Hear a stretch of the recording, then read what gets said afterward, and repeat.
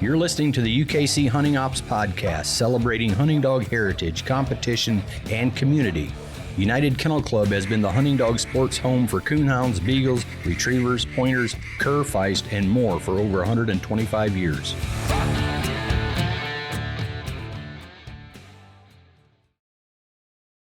Welcome back to the UKC Hunting Ops Podcast. This is Trevor Wade. I'm the Coonhound Program Manager at UKC, and I'm joined today by Alan Gingrich, the Director of Hunting Ops. What's going on, Alan? Well, doing good today. It's been a busy weekend, a fun weekend last weekend at the World Championship, so that's what we're going to talk about. We've had some things to wrap up here in the next year in these last 2 days coming back to the office, but it's a fun time, exciting time. We've got some winners now to talk about and post-event things to talk about, so it'll be fun. Yeah, after I think we got about 5 or 6 hours out of Autumn Oaks, and we were able to contain ourselves a little bit more at the World Championship. I think we only got an hour and a half here of interviews. But yeah. Probably the hardest part about putting on the World Championship is it's late by the time the final cast gets back. And then our staff, we actually tear everything down and pack up there before we go back to the hotel. That packing up you're so tired, dead tired by that time. It's like, man, dragging everything into the trailer. Yeah.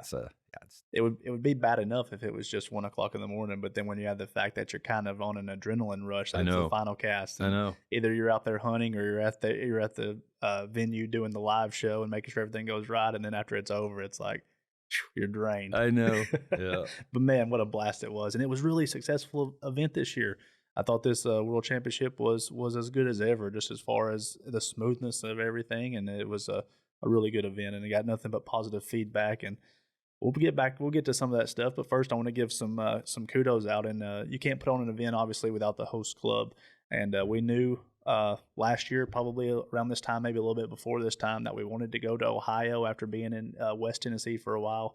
Hadn't been to Ohio in a few years, and we looked at some different places, couldn't find the correct venue, and it just worked out to head back to Mount Gilead, Ohio, and the Morrow County Coonhounds Association made that happen for us. Yep, and a great fairgrounds there, good facility.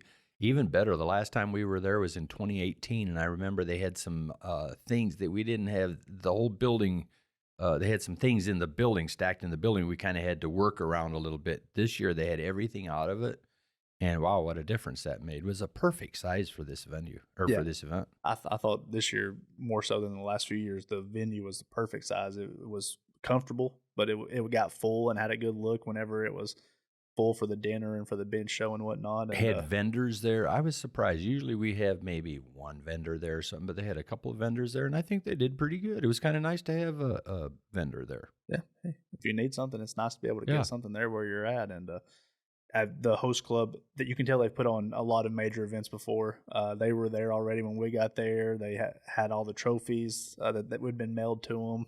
They had stuff for the venue to make it look nice, some flowers and pumpkins and some fall things to make it look nice. And I wish I could give them all credit, but just real quick, we worked pretty closely with Party Edmond, Mark Bear, and Rick Stretch with that club, and they kind of our points of contact there. And I know it's a whole area working together, multiple clubs in that area working together. But being able to communicate with those three they made it really easy, and they made everything easy for us. Absolutely. Did a good job. Yeah. Next thing we want to talk about a little bit, I think, are the judges and guides. An event is always just as strong as the judges that you have appointed to the cast, and also the guides, making sure that they're putting the hunters in safe woods where they can tree coons. Mm-hmm. So let's talk about some of those real quick. First, for our judges, I want to talk about our 2 final round judges that actually ended up judging 4 different casts over the course of the weekend, and that'd be Brian Smith and Dave Rice. Both guys worked hard all weekend for us, and they both earned the shot at judging the final cast, and they did a great job. Yeah. 3 casts each for the weekend were Scott Bates, Jim Aaronholt, and Justin Ross. 2 casts each would be Mike McAvoy, Dakota Scott, Kyle Klein, Travis McKenzie, and Nate Collins. A couple of those guys traveled a ways for me. Nate Collins from PA, Dakota, lived about 2 hours away, and he drove both days to come help us out. 1 cast each were a bunch of guys here. George Guthrie, Joe Lukey, Dustin Barnett, Chad Ney, Adam Miller, Travis Holbrook, Josh Hicks, Tyler Parks, Brandon Gaines, Kyle Oakes, Trey Clifford, Pari Edmond, Bud McCollum, Don Thiel, Eddie Griffith, Dickie McKeever, and Derek Bryan. Some of those came from a long way. You see Brandon Gaines on here all the way from Oklahoma. He was there as a backup handler for one of his dogs, and we were kind of in the pinch for one more, and he was happy to do it. So I appreciate Brandon for that. Yeah, you know, selecting judges is always probably the hardest part of putting on a world championship, or even the TOC for that matter, you know, and we want to use the locals that we should be using. So we work with the club, you know, kind of look at their list that they would like for us to, you know, to consider. And some of those, sometimes you have to just trust their opinions on it. You know, we talk about the criteria for this, and so they had the majority of them there, but I think we brought in 8 or 10 of them, 11 that we brought in. And hey, and it's good. You know, there's some guys on this list, you know, and I don't want to go into great detail, but it just makes me so happy to see some of the younger guys stepping up and helping out, you know, when they don't have a dog in it. And I think in the judges meeting, we tried to hit on it a little bit, you know, and thanking them for it. You know, when it's their time, when they're the ones hunting dogs, you know, we also want to get good judges for them, you know, so we appreciate them coming in. But going back to some of these younger guys, you know, just like Derek Ryan and Dakota Scott, and some of these younger guys stepping up that they're experienced, and they're also excellent judges. Mm-hmm. You know, they've got some experience under their belt now, and man, it's good to have young guys like that. And it just makes me happy. And there's others obviously as well, you know, Josh Hicks is another one, and several others too, but probably shouldn't even started mentioning names, but I'm just mentioning a couple of the younger ones that are really take it serious and do a great job. Yeah, no, love that. You're right. A lot of the guys on this list are in their mid to late 20s or maybe low 30s. And they're already good judges. Capable, they're already well respected physically, you know, and everything. Yep, absolutely. Well, and besides judging, of course, we mentioned guides. And before we get into that, let's just talk about what a weekend it was there in that area for tree and coons. The weather cooperated with us. It was weather, beautiful. Little dry, they say, out in the woods, but man, it couldn't have asked for any better. And cooled down nicely at night. Yeah. And that sun went down. It dropped down into the 60s and upper 50s in a hurry. Yeah. And you could tell by how many coon were scored. And let's just kind of go through it round by round here before we look at it at a total here. Round one, of course, we had 27 casts. And in those 27 casts, there was 115 coons seen, 99 scored, and that equated to 3.7 coons scored per cast. That's pretty good. Pretty good. Round two, now you're going to have probably your better spots in round two early on Friday night. 9 casts. You had 42 coons seen, 36 scored, 4 per cast. Pretty good. Even better. Moving on to that late round, and we noticed this at the event. You know, the early round Friday night, the scores weren't as good as we thought. I mean, still 4 per cast. It turned out to be pretty good in that aspect. But round 3, you could definitely see. I think all 3 cast winners had over 500 plus.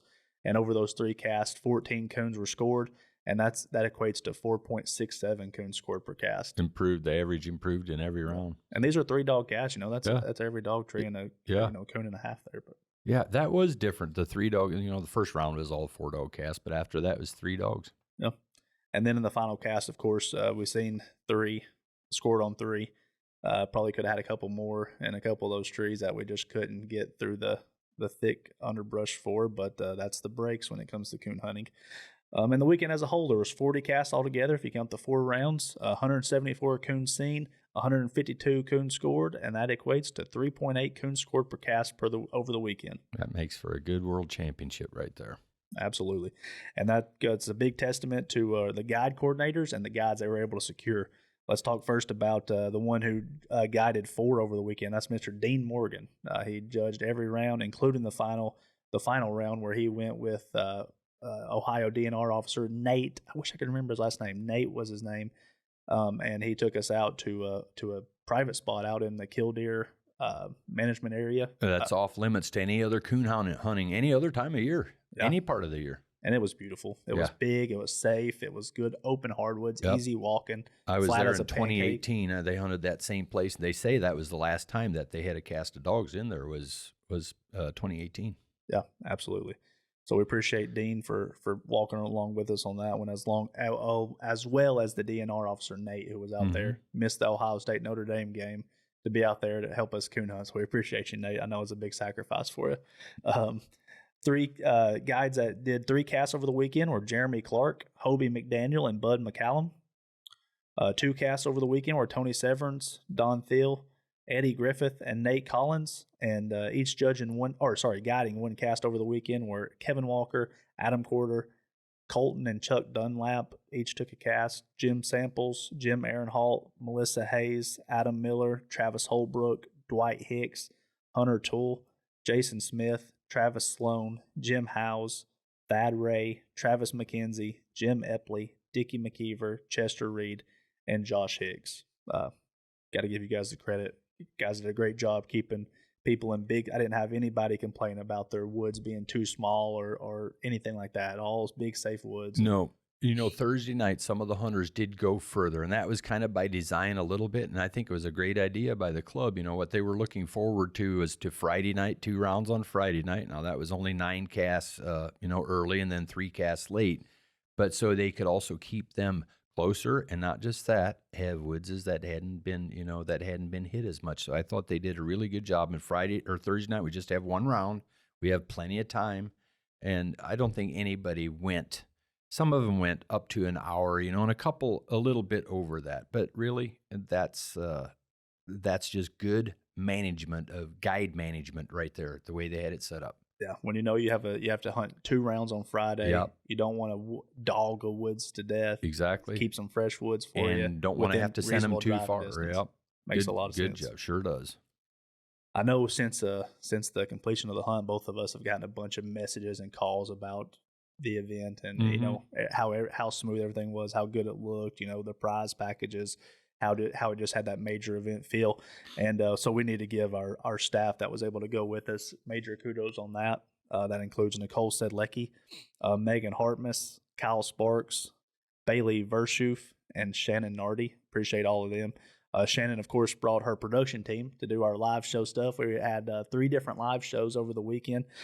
So those were Rick and Cody Davis, Jeff Woodward, and Wilson Clevenger. Wilson's first time at a Coonhound event. He enjoyed it. I think Cody's too. Yeah. And Cody actually went along with us on the final cast and was the one that was getting the live footage from the woods and did an awesome job carrying 50 pounds worth of equipment with him and never missed a beat. He was always right where I wanted him to be and doing right what we needed him to do. So appreciate Cody walking along with us too.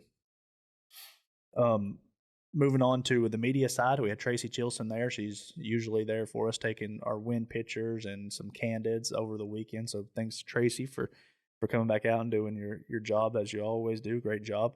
And Clayton Stark, he came out on Saturday and went on the final cast with us, and he was taking some pictures and videos and helping us communicate back to the headquarters of the live show to me and Cody on what they wanted or when we were alive and whatnot. And he also was procuring some footage, and I expect to see a World Championship recap video. If it's not out by the time you hear this podcast, it'll be pretty soon. So be sure to check out Clayton Stark's YouTube page, his social media platforms. He'll have all the information right there. Yeah, that's what I was going to say. Great guy, and he's putting out some awesome content, coon hunting content. Yeah. Let's talk about the live shows a little bit.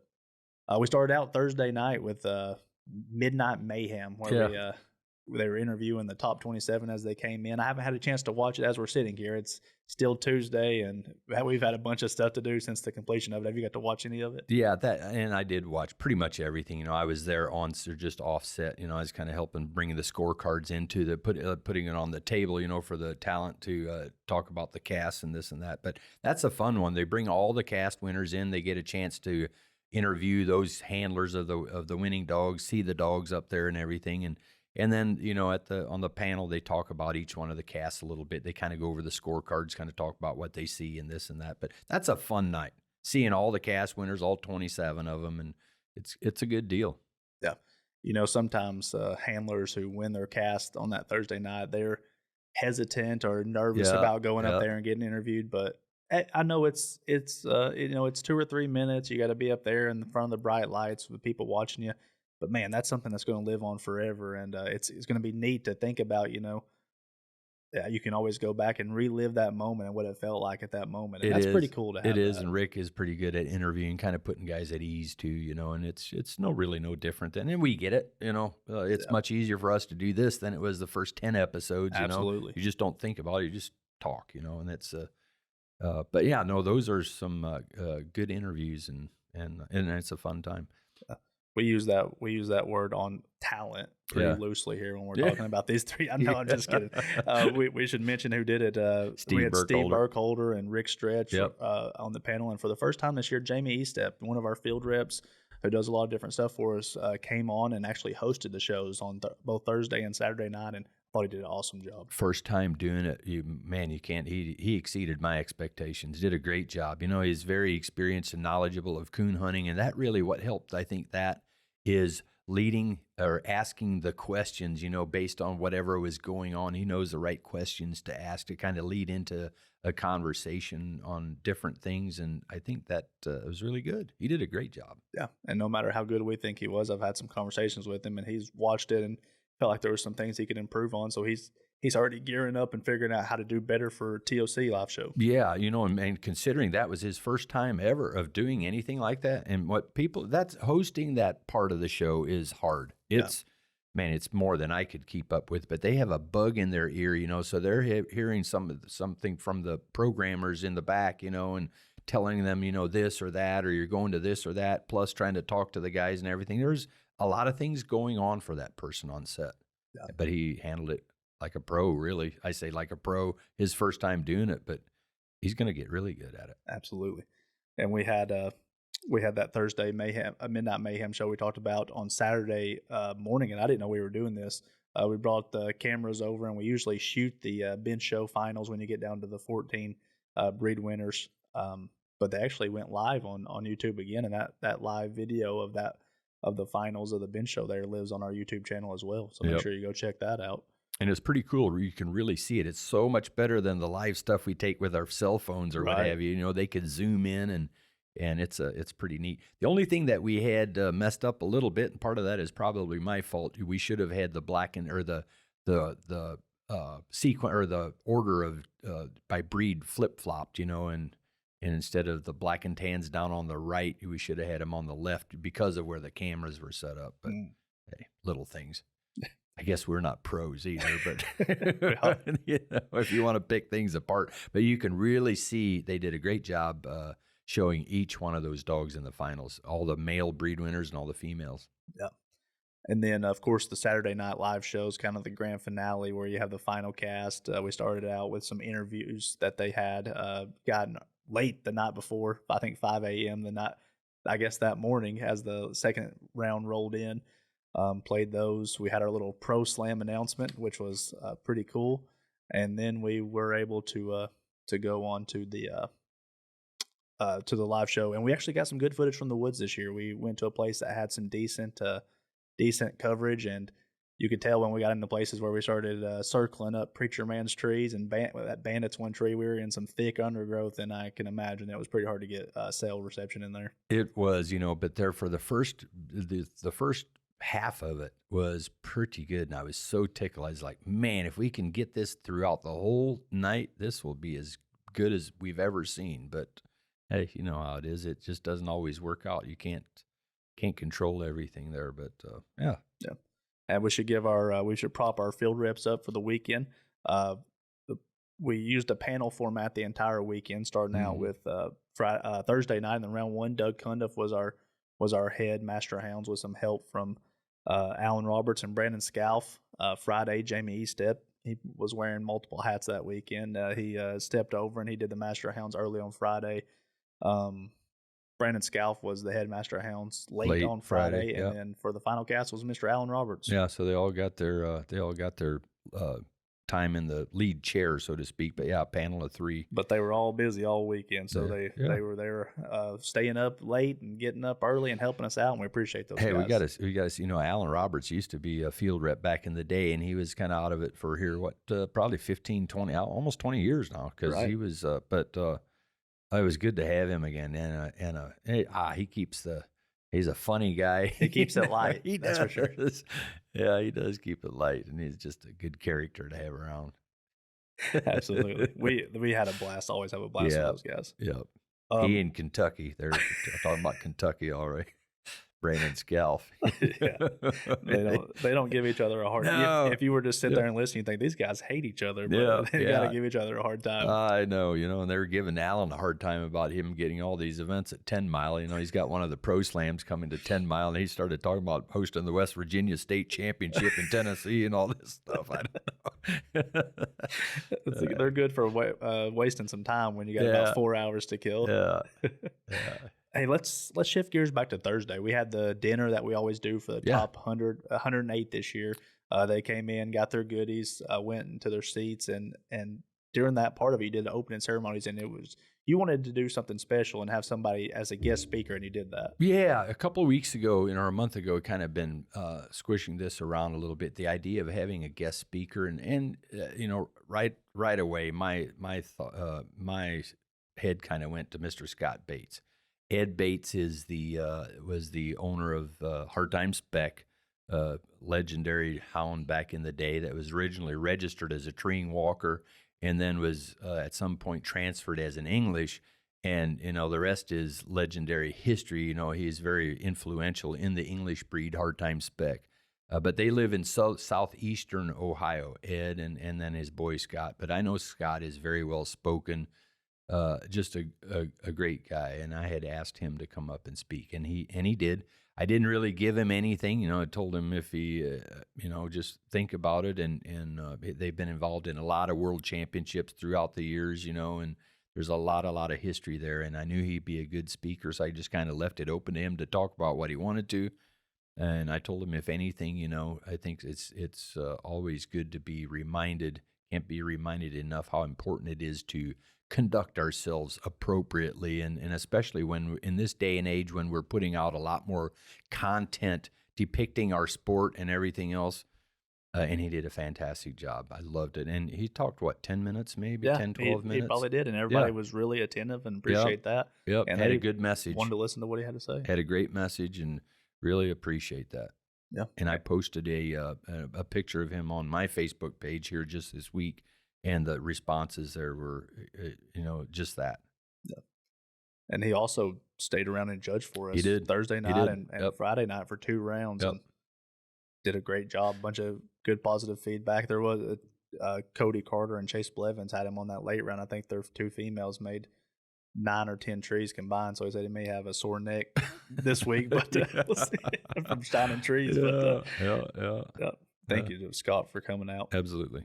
We talked about the show a little bit, but we should probably give some flowers to our judges for coming out and doing it. Mike Seitz was our early round judge from Illinois. Yeah, and we're going to have a conversation with him here shortly. And Mike, he always does a great job. He knows good dogs. He's been around a lot of good dogs, and he worked through a big entry of dogs efficiently and picked some good ones. He did. His second time judging the World Show, and the first time was I forget where it was, maybe in Alabama in 1997, a long time ago. So it's been a long while since he's judged the show. And then Jackie Carpenter from Gambier, Ohio, only a couple hours there from. She judged the finals, so she would have judged the 7 male breed winners, and then her second class were the 7 breed winning females, and then her third and final class was the male up against the female, and she selected the world champion in the opposite sex. But no, two good judges. And, we select our judges before the first of the year. So Mike and Jackie were, their assignment, they had to sit around and wait on their assignment for, 9 months, I guess. And they both took it serious. Yeah. Neither of them competed very hard this year. Yeah.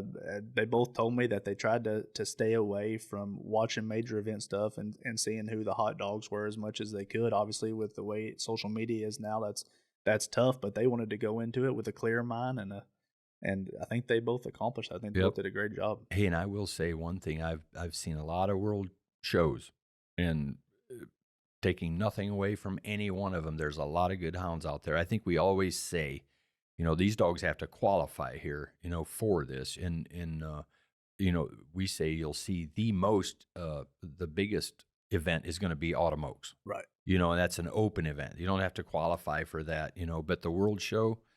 This year, I felt like was probably the best overall quality that I have ever seen as far as overall. And it started right from the very first class of black and tan males that came in there. They're all up there in that final cut. They set the tone early. It did set the tone. Yeah. I'm like, wow, look at that.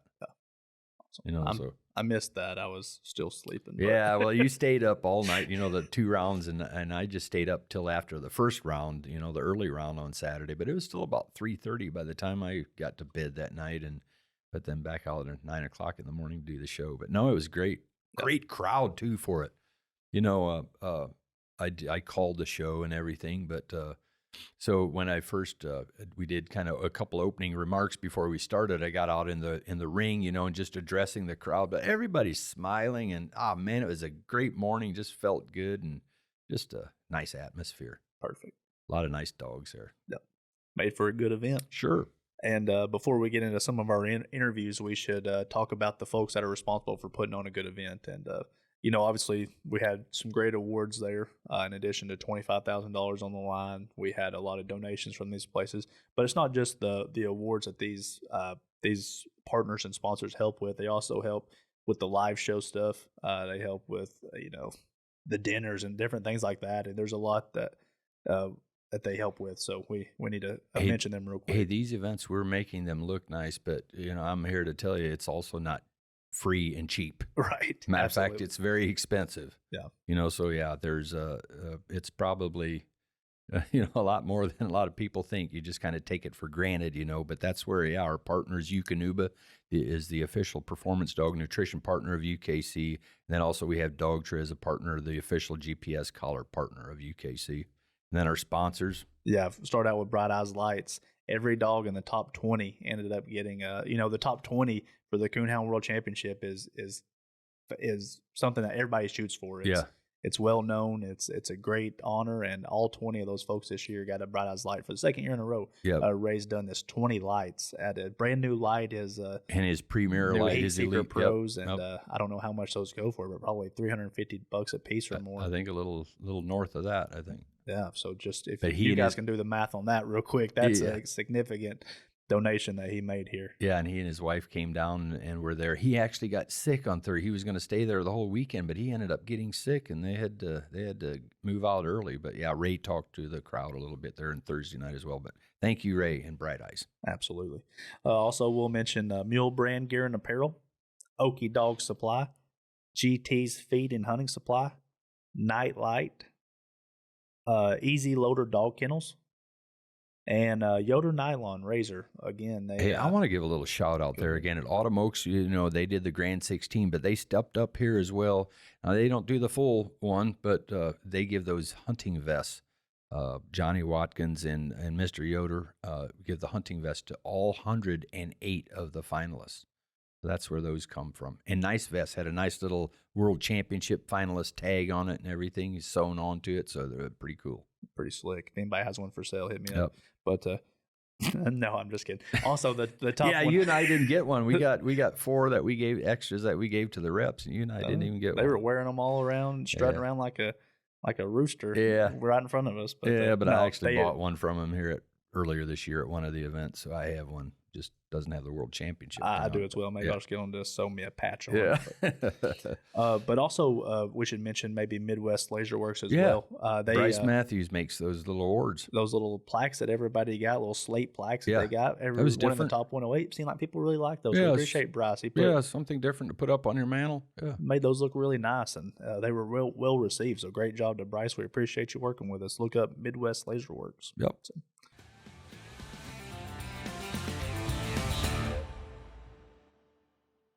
Our partners at Dogtra have just launched an exclusive program available only to active UKC competitors. So if you've competed anytime this year or plan to compete in any future UKC events, you can qualify to receive exclusive benefits through Dogtra. Take advantage of this exclusive program and become a Dogtra competition field staff today. To sign up, visit dogtra.com/Dogtra competition field staff. That's dogtra.com/Dogtra competition field staff.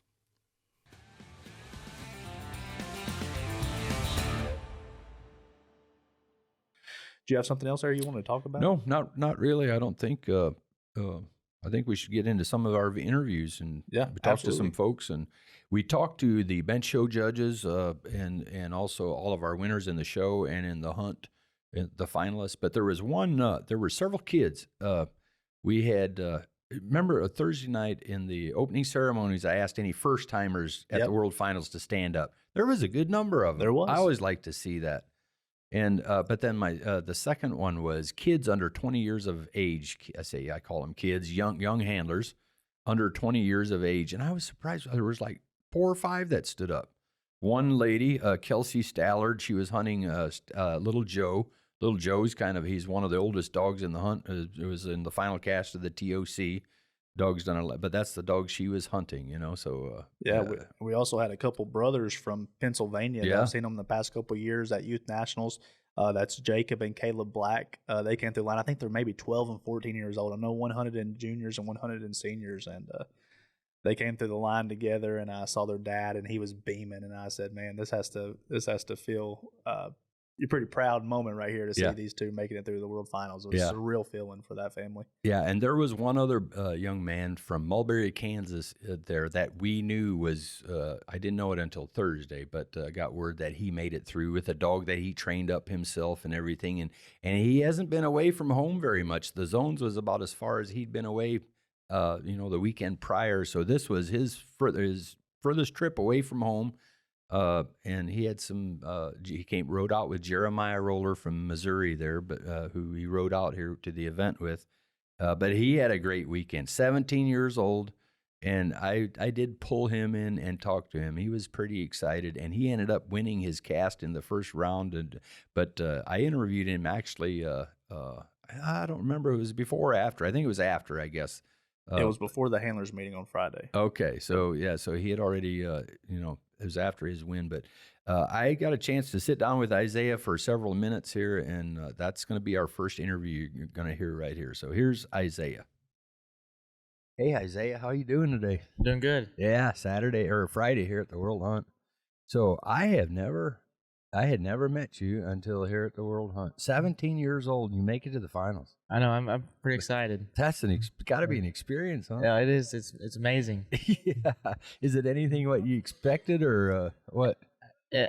Yeah, it's everything I expected it to be. Yeah, I remember when I was a kid, I got my first coonhound when I was 12. And even at that age, you there's competitions, or at least I did, and you think you get a dog and you think, wouldn't it be neat if you could be a world champion or something? Did you ever have those thoughts when you?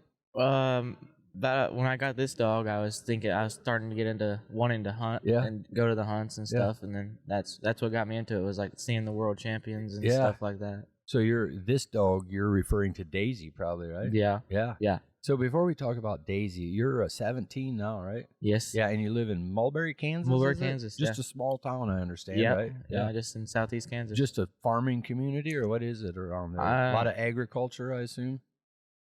There's a few farmers that live there, but it's not really a farming community. I wouldn't say that. Yeah. What's it like? Just like a small town, and there's people that I've lived there all their lives and grew up, and so everybody's friends, and everybody gets along. Yeah. So what are you in high school? Probably. I'm a senior in high school. Senior high school. Yeah. So how do you have even time to coon hunt then? That's just everything I do is coon hunt in school. Yeah. When did you first start? Do you remember the first time you went hunting? Do you remember that, or the first hunt that I can remember would be about 6 years old or somewhere around there. Hunting with your dad or somebody? With my dad and his friend. Yeah. Remember what dogs you might have had? Were they walkers or? They was walkers, and actually, before walkers, I hunted a redbone. My dad got me. Oh yeah. He was a pretty nice dog, but he wouldn't ever go hunting by himself. Yeah. So that's the only fault he had, but he was a really nice coon dog. Yeah. What made you want to go to a night hunt or compete with a coonhound? It's just the competition side of it, and just see how I stacked up against everybody else. How did you learn about it? Just seeing it online and talking to guys like Cheyenne Cummings and everybody at like the dog sales. Cheyenne Cummings, so your dog's name is Backwoods Daisy, and I think everybody knows that Cheyenne Cummings' his dogs are named Backwoods, so I assume that Daisy comes from some of his stock. Yeah, she's at a shack and a female called Stylish Jasmine. Oh yeah, yeah. So she's bred up pretty good. So did you get her as a puppy or what? Oh, me and my dad bought her as a 1-year-old. Okay. Never been messed with in her life. Yeah. So you did. I understand you did most of the training on her. Yes. Yeah. I So have. yeah. So was she the first dog you've owned yourself, or have The you had first other dog dogs? I've owned myself, and Yeah, then me and my dad was partners on her for a little while, and then I ended up selling her, which is a really bad move. Oh. And then, but she wasn't the dog she is now. And when I got her back, we bought her back off of Cheyenne, and then I just put a whole lot of time into her, and she's just developed into a nice dog. And she's 4 years old now, so yeah, she's kind of kind of a good age when they kind of come into their own. She's just I would say the last year she's developed this quick. So did you hunt her? And she doesn't have a title yet, as of what? She has 8 wins this year. Okay. The weekend before the zones, I got a double cast win. So with it her. just hasn't caught up yet. So she'll be a night process, champion. Yeah, then. she is. Last night that was my 8th win. Yeah.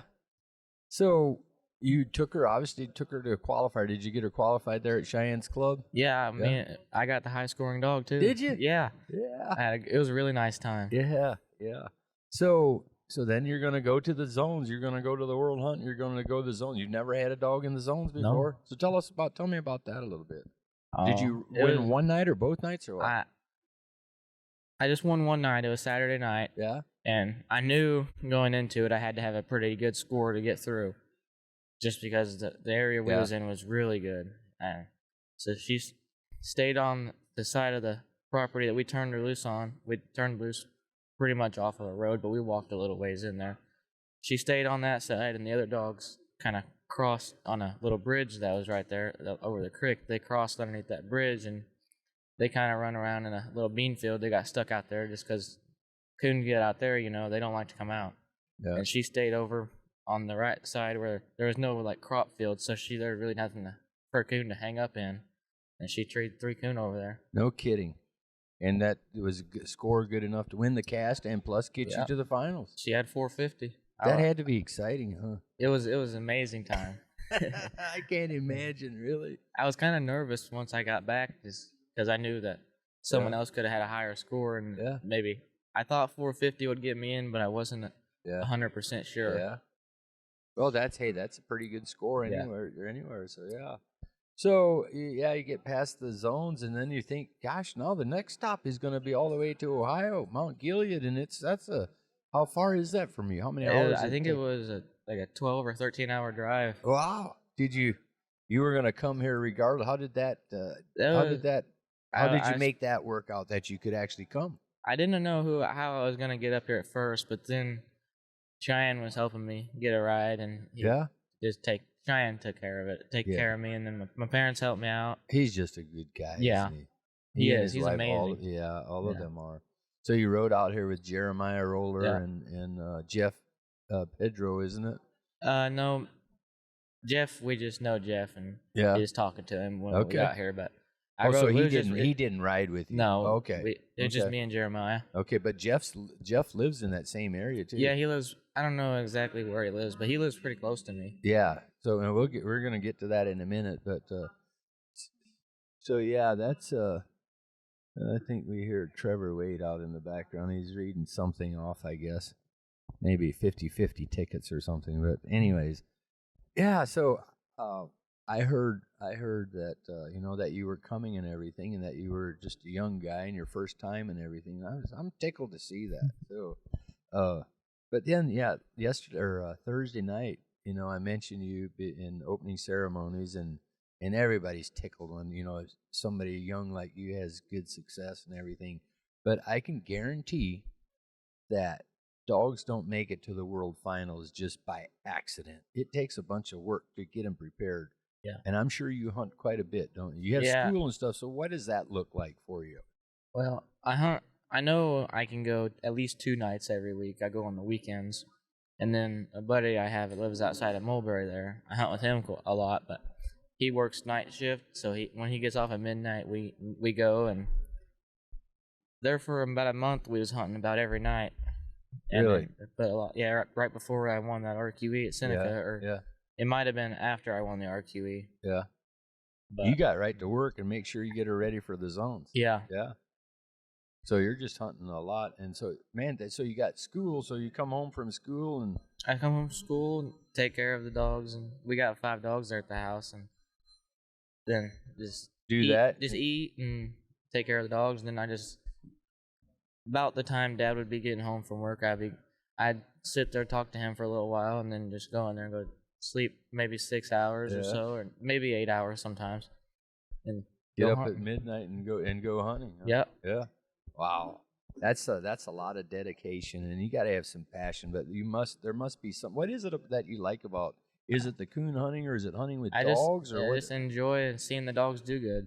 Hey, that's how it's almost not about taking the game or anything like that. It's about, you're like me anyways. If you like dogs and just watch them work and everything, and that's pretty awesome.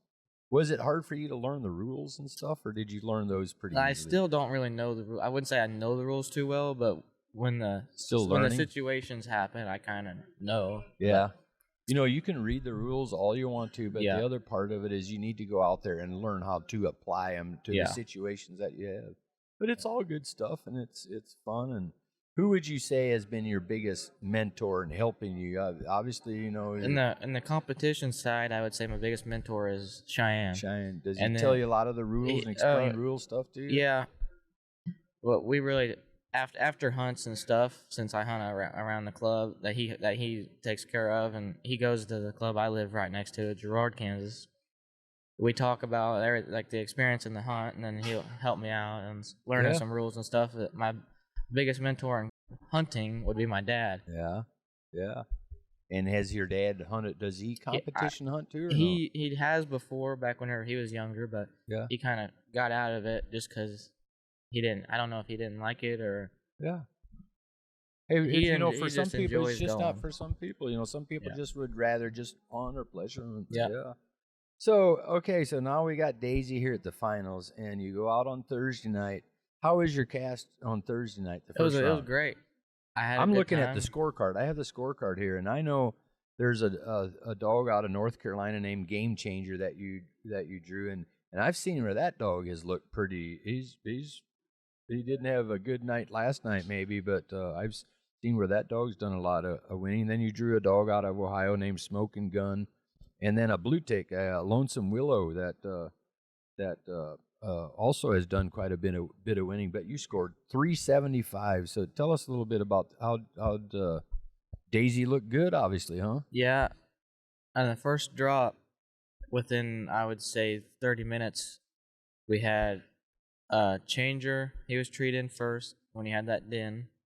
And then Gun came treed a little ways past Changer there, and I think he had a circle there too. But yeah, it looks like the scorecard says that. But they could see it in their thermal, but they never could see it. Oh yeah. So he had a coon there, but we never could get scored. Right. And then Daisy, as we was walking to Changer, we got within, I would say, 100 yards, maybe even less than that, and I could hear Daisy come treat over there. So I treated her as we was getting ready to score Changer, and then as we was scoring Flint's tree, or not. Steve Flint's Smoking Gun dog, we were scoring his tree. She kind of shut up there for a little while, and I was getting worried I might take a minus because I thought she might leave it, but she just probably was going down and getting a drink or something. There's a big hill right there. She's treed up on it with a slough in the bottom. And she probably got a little hot. I don't know. She did. I seen her on my Garmin. She did go down in the creek and then go back up there. Oh yeah. But she had a coon there, and then Smoking Gun came treed not even much farther past Daisy, so this area was full of coon. It was just kind of rough walking. Yeah. And then, so I cut Daisy off her tree, and we're going in to score Gun's tree. He had a coon there, and then Daisy treed a coon not even 50 yards from his tree. And she had another one there. Yeah, and the judge, he hurt his knee coming down from Gun's tree after. So Changer come treed first, and then Gun's tree was the second tree. And we was coming down the hill from Gun's tree, and the judge hurt his knee. He fell. He's sliding down that bank on that hill, and he hurt his knee. So after Daisy treed that second coon in there, he had to call a timeout because he couldn't keep walking the hill. We had to go to a new spot. Oh yeah. But then Willow come treed way back towards the truck. So they went in and scored that, and it was a circle. Yeah. So it sounds. I'm looking at the scorecard. And it sounds like you had to do a bunch of walking. We did a lot of walking, but we didn't walk very far. It was just kind of like up and down the hill. So you had a lot of action going on most Yeah. of the night. How does the hunting compare to here as what you have at home? Is it a lot different or similar? I've only hunted one spot, but the terrain really looks similar to home. Yeah. A lot of crop ground, Yeah. stuff like that, flat land. But then there's spots at home that are hilly like that too. Yeah. Well, 375 plus, that's a pretty good score here and Yeah. everything. So that had to be exciting to It come was. back as a winner in the first round. Yeah. And then your buddy Jeremiah, who you rode out here with, he had a cast win too. Yeah. Yeah. So, and then there was another guy here from Kansas. Jeff is here with his dog. So Friday night, we had the meeting here, the handlers meeting here, and then you guys come up and you draw your own cast again. And then was it Jeremiah that drew first? Jeremiah drew first, and then Jeff did, and they both drew cast number 7. Yeah. Then you were the third one of those guys to come up Yep. to draw a cast, and you also drew cast 7. Yeah, I know it. How crazy is that? You 3 guys draw out together. I think it was That pretty kind of unlucky. stinks in a way. It does, yeah. Because then two of us are getting knocked out, but Yeah. in a way, it could help us. But I have confidence in all of our dogs, so Yeah. I feel like we would have been better off not drawing each other because we all could have moved on to Yeah. late Well, round yeah. here. You all would have got a chance, maybe. Yeah. In this case, but in this way now, somebody has to go. yeah. Have you hunted with Jeremiah's dog or Jeff's dog before? I've or not? hunted with the Man Among Boys dog back whenever Tyler was starting him. Oh yeah. But I only hunted with him for like one or two Yeah. drops. Yeah. So you think Daisy can hang all right, and you can? I have confidence she can. Yeah. I think she'll, as long as she gets a couple coons treed, I'll be happy with her. Do you get nervous when you get out there or not? No. Really? I just, nothing you can do. You just turn the dog loose and then just call them for what they do. Do you think you drawing out with Jeremiah and Jeff kind of helps ease any nerves that you might have? There's a couple guys that you kind of know already. A little bit, but But that doesn't really bother you either way. No. Yeah, well, hey, we've talked a lot longer than I told you. I told you maybe 4 or 5 minutes. I think it's been 15 minutes, but no, man, I just love your story, and I'm just so tickled you made it out here, and I really wanted to sit down and talk with you. So, hey, you don't know what's going to happen tonight, and we're talking about Friday night and round number 2, but gosh, man, and hey, that's hunt, and hopefully you do good, and hopefully Daisy keeps on cranking for you. Thank you. We'll try our best. There you go, man. So yeah, there you go. An interesting story right here, and I love to see. There's always the World Championship always brings a couple good stories, feel good stories like that. And for me, it was Isaiah Kane. Yeah. And doing, it. There's a lot of good dogs there. Everybody has a good dog. You got to have some breaks and this and that. But this kid hunts hard, and just his, going to school. Still making time to get his dog hunted, and that's what he's doing for fun on the side. He's just a very, very regular kid, but it just shows, put in the work, the effort he put in the work, get your dog hunted up and have success. That you have to do the work before you can expect much good to come out of it. And here's a story like that. So, yeah. Nice kid. Congratulations to Isaiah to his run, made it to top 20. I think he ended up 16th place. Yeah. So, and I mentioned he rode out with Daisy. Yeah, I mentioned he rode out with Jeremy and Jeremiah Roller, and then on Friday night, doggone it, he and Jeremiah draw out together. Of course, both of them win their cast. In the early round, they both draw out together. So, but hey, that's the way they selected their own cast. So. Yep, that's right. Yeah. Yeah, so hey, congratulations to Isaiah, and great job by all the youth that made it there to the event. Yep, Just goes to show you guys have a shot. Get those dog qualified, get them in the zones, and can be you there next year. So the next one, we were able to pull in a couple of the bench show judges after that completed on Saturday, after the show completed. And we double teamed this one here with Mike Seats. We pulled him in to have him talk a little bit about his history judging hounds and about the day's show. So let's run this interview here with Mike Seats. Well, here we are. I'm here with Trevor Wade, and we are here with Mike Seats, our judge in round number 1. Man, what a group of dogs today, Mike. Yeah, you got that right, Alan. I'll tell you what, before I got up here, everybody wonders and what. But I mean, I had to take a peek review of what was entered by going through, and I said, man, what a lineup! I mean, it's going to be a hard decision, and to get here, the lineup. I mean, it didn't impress me, and I mean, getting out there and putting your hands out there on some of these dogs. I mean, like I say in the introduction before, I mean, from 20 years ago to the day, these hounds has greatly improved. I mean, the breeding and the stuff. I mean, probably in that final round of males, there 4 or 5 that could have won it. The females, 2 or 3. Out of them 14, there was probably 6, 7 dogs could have won the world. Yeah. When did you first start judging dogs? I think I first started judging back about 85, I think.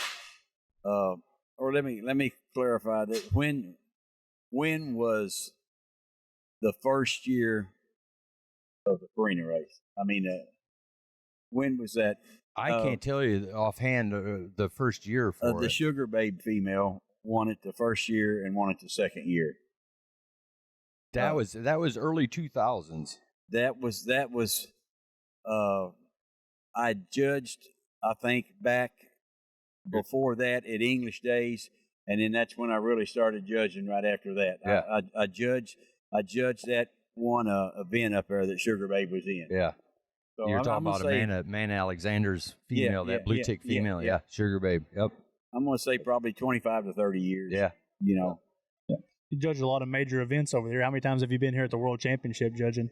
I think it's my second time that I've judged here at the World Championship. I tried to think about that, but I judged before the first round and here, so it's just twice I've judged. But I've judged, every major event that UKC has put on. I mean, Autumn Oaks, Winter Classic, Grand American, Top 10. All 7 breed days I've judged. So it's an honor and a thrill. Yeah. It must be. Look at you today. You're all spiffied up, looking all good. The colored shirt on, man. You decked out. I sort of had somebody I heard one time, on a podcast. Somebody mentioned a little something. And I'm not going to go there, Trevor. He's I heard listener. that. People are listening. He's a aren't they? listener. I mean, and I heard that, so I said, hey, if I want to get a call anymore, I better honor the introduction. That's funny. That is funny. Yeah. But no, so everybody knows you've handled a lot of dogs yourself. Have you ever won the world show yourself? Yes. Yeah. I won the world championship. I've won it 3 times. 3 times. And not with one of my own dogs. Yeah. Bo was one of them, wasn't he? Bo was one of them. O.W. Hill with the Red Dogs. Sierra Red Queen. You handled her too. I handled her. That was early on in one of the first ones, was it not? Yeah. Not the first couple. The Plot Dog won the first couple, but that was early on in the Smoking Joe and what in the second what? Didn't Joe win it 2 times in a row? First 2 years? Yep, Joe won it 2 times in a row the first 2 years. And I was just trying to think, what other dog did I handle for the third? I don't remember. Yeah, you would You've think handled so. that many good dogs. I've handled that many good dogs. But I mean, Hey, I handled HL's the male dog, the daddy of the Bo, the sire of Bo. Okay. Yeah. I won with Sierra Red Queen and HL's black and tan dog, and then Bo. Yeah. Yeah. Hey, so that's been a lot of years ago. Compare the dogs from then until now. They have progressively gotten better, have they not? They have progressively got better. I mean, I was telling that, I remember one time when the Winter Classic was still down in Albany, Georgia, and I had a little English dog down there called a Bear Branch Boss, a little spotted dog. I mean, just let him in there with a chain around his neck, and I'd take about 2 steps and come on and go. And I won best in our show with him, But from there to the day, I mean, as far as the structure, the gait, the way these dogs are built and, and made, I mean, they're just as impressive. I mean, but,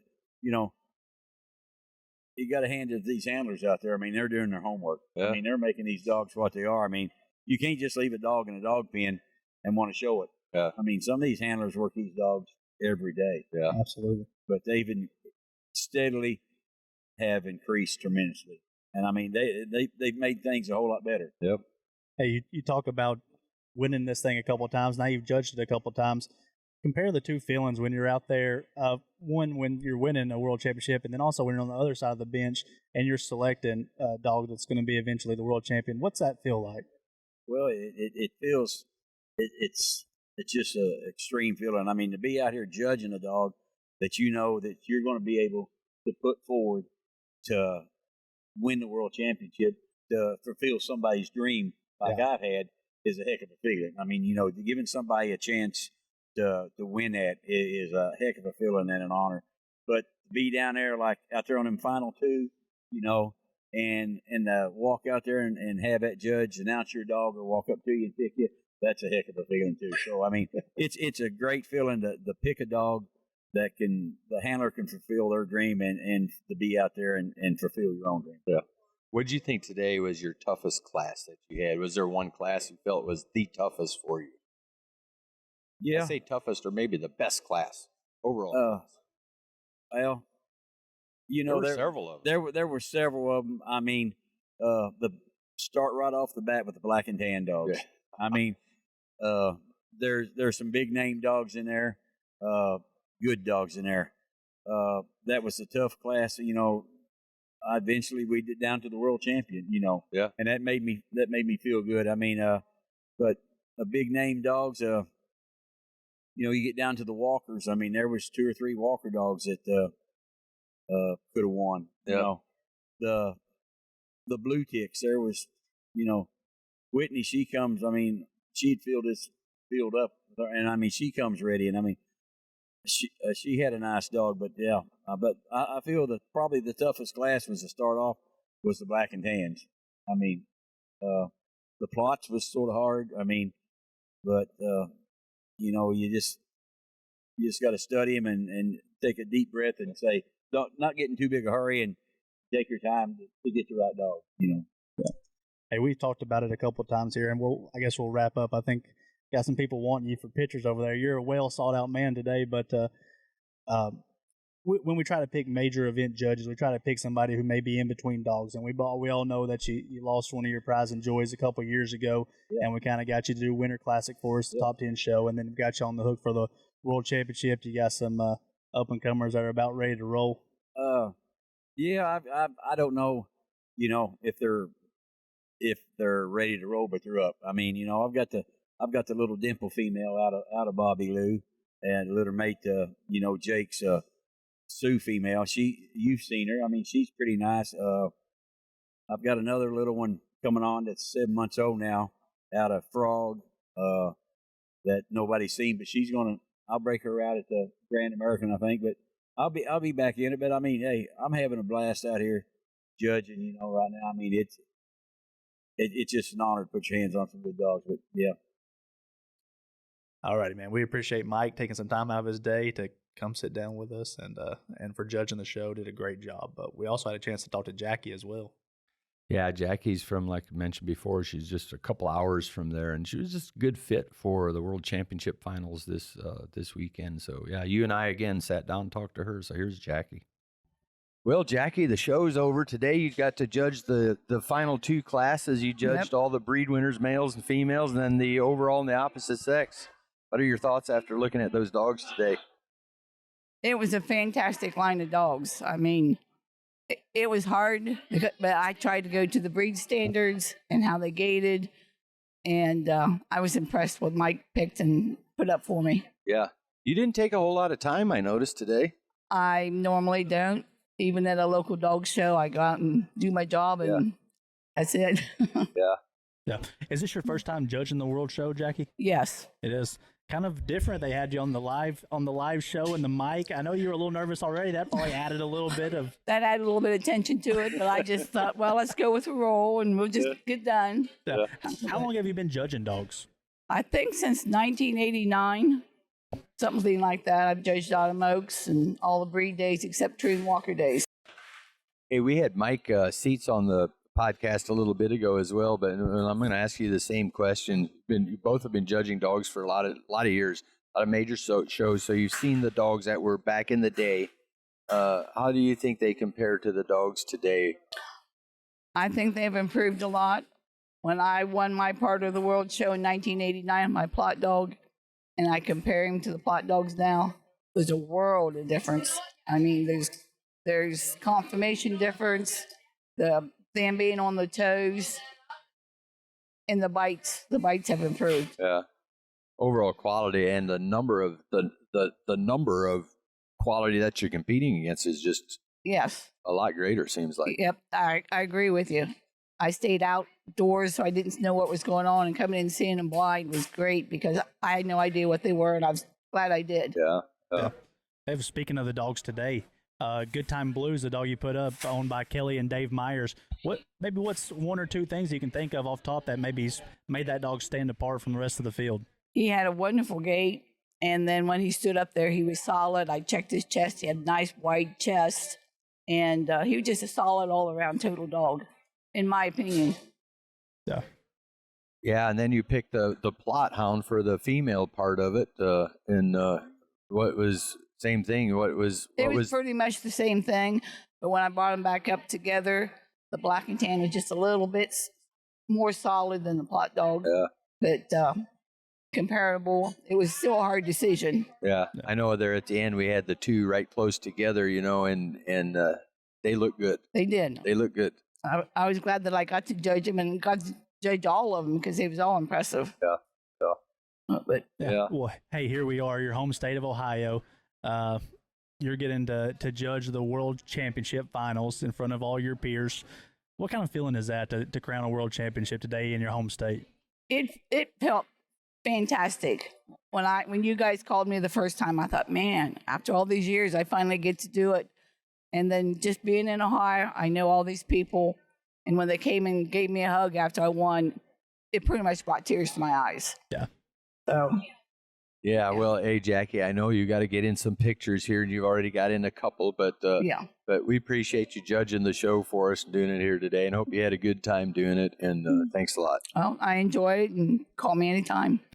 Yeah, there you have it. I think she loves judging dogs and always has, and hounds, and always comes to the event with her little beagles. She does the beagle thing too, I had one leading around there, but yeah, so we appreciate both Mike and Jackie. They're judging the show for us this year and did a great job. And they looked at some really nice dogs, mentioned that before. But so the next interview you're going to hear from is the opposite sex winner, was Connie Hogan from Pennsylvania with her Gina dog, a plot female.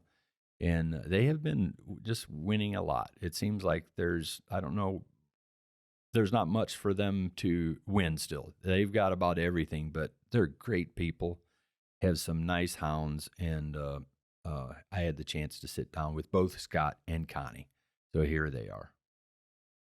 Well, here we are again, Scott. It just seems like a couple of weeks ago I talked to you, didn't we, at Autumn Oaks? Yes, After sir. a big win at Autumn Oaks? Yes, sir. Here we are again. Yes, sir. But we've got your wife Connie here too, and she is the woman of the hour here. That is correct. You're That is correct. You're here. You're the cheerleader today. That's correct. That's correct.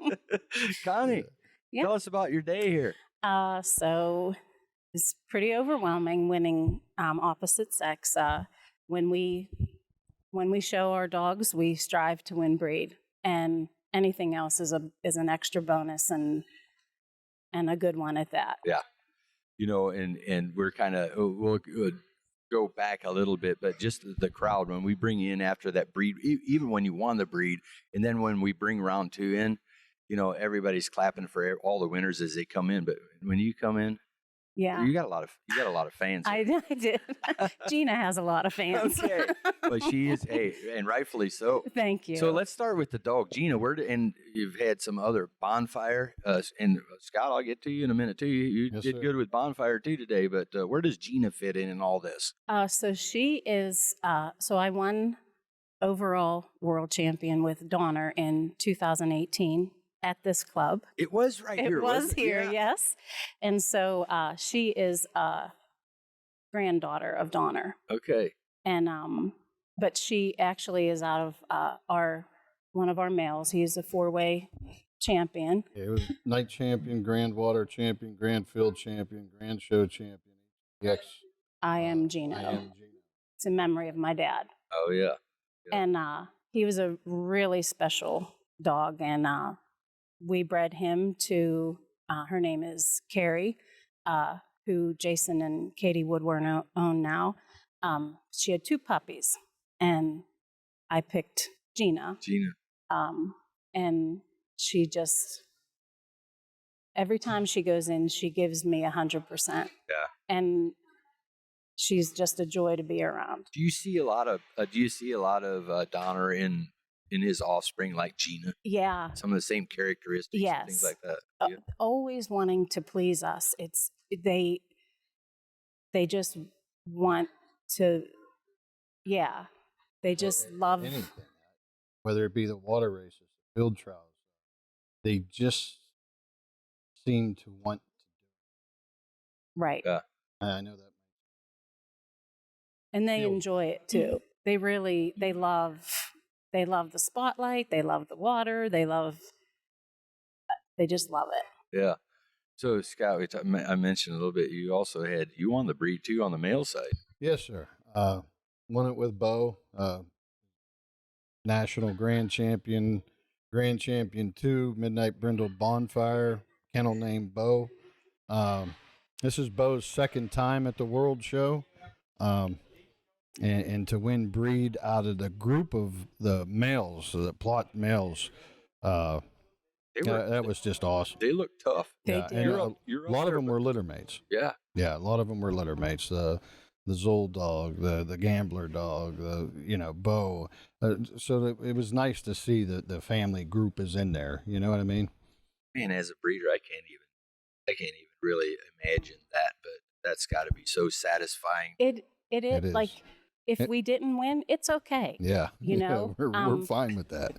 But even with the females, there was a litter mate to Bonfire in there. Yeah. There was the one that Penny was handling was a pop out of Christina Donner. No, for the females. Oh, the females. Yeah, she- that was the males that she was. Yeah. Different. The female was Grace, that she's out of Donner. Yeah. It just Okay. it's just it's so satisfying. It's just like It is, and we didn't even, you don't realize this is happening until it happens, and then me and you had talked about it all at Mokes, and on the drive home, I'm like, wow, I never even realized it.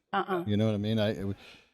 Because we just don't think about it. We just continue to keep making the breed better. That's the only goal in my mind. Yeah. I forgot that it was actually here in 2018 when you won with Donner, but I remember that day. I could kind of sense you were, I don't know if it was nervous or what it was, but it was almost overwhelming. It was. So now, several years later, could you take that experience and did that help you? I know you're probably going to say dogs will feel when you're.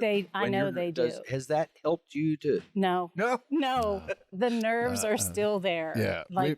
So my dad used to say all the time, right? When you quit losing that feeling, you're done. You're done. Yeah. Your ride's over. Yeah. Some people, hunters will call it buck fever. You start shaking. Yep. We try to control it the best we can because it will transfer into the hound, no doubt. And today my dog definitely knew that I was nervous. Yeah. But in all, I mean, it's just, I think every handler up there today had that nervousness, shaky leg syndrome, whatever you want to call it. It's fun to watch, but it's not so fun when you're the one in there. You know? I don't know when exactly you guys started showing or going to your first major shows and stuff, but can you tell a difference? Can you see a difference from those days when you first started as far as the overall quality? And the reason and what I'm getting at is sitting back and looking and having seen it for so many years, for me, 20 years working at UKC, but even before that, I used to watch a lot of the shows, but there's just so many more. Oh my gosh. Yeah. Competition is crazy. It is. I started showing when I was 12, and I'm 53 now.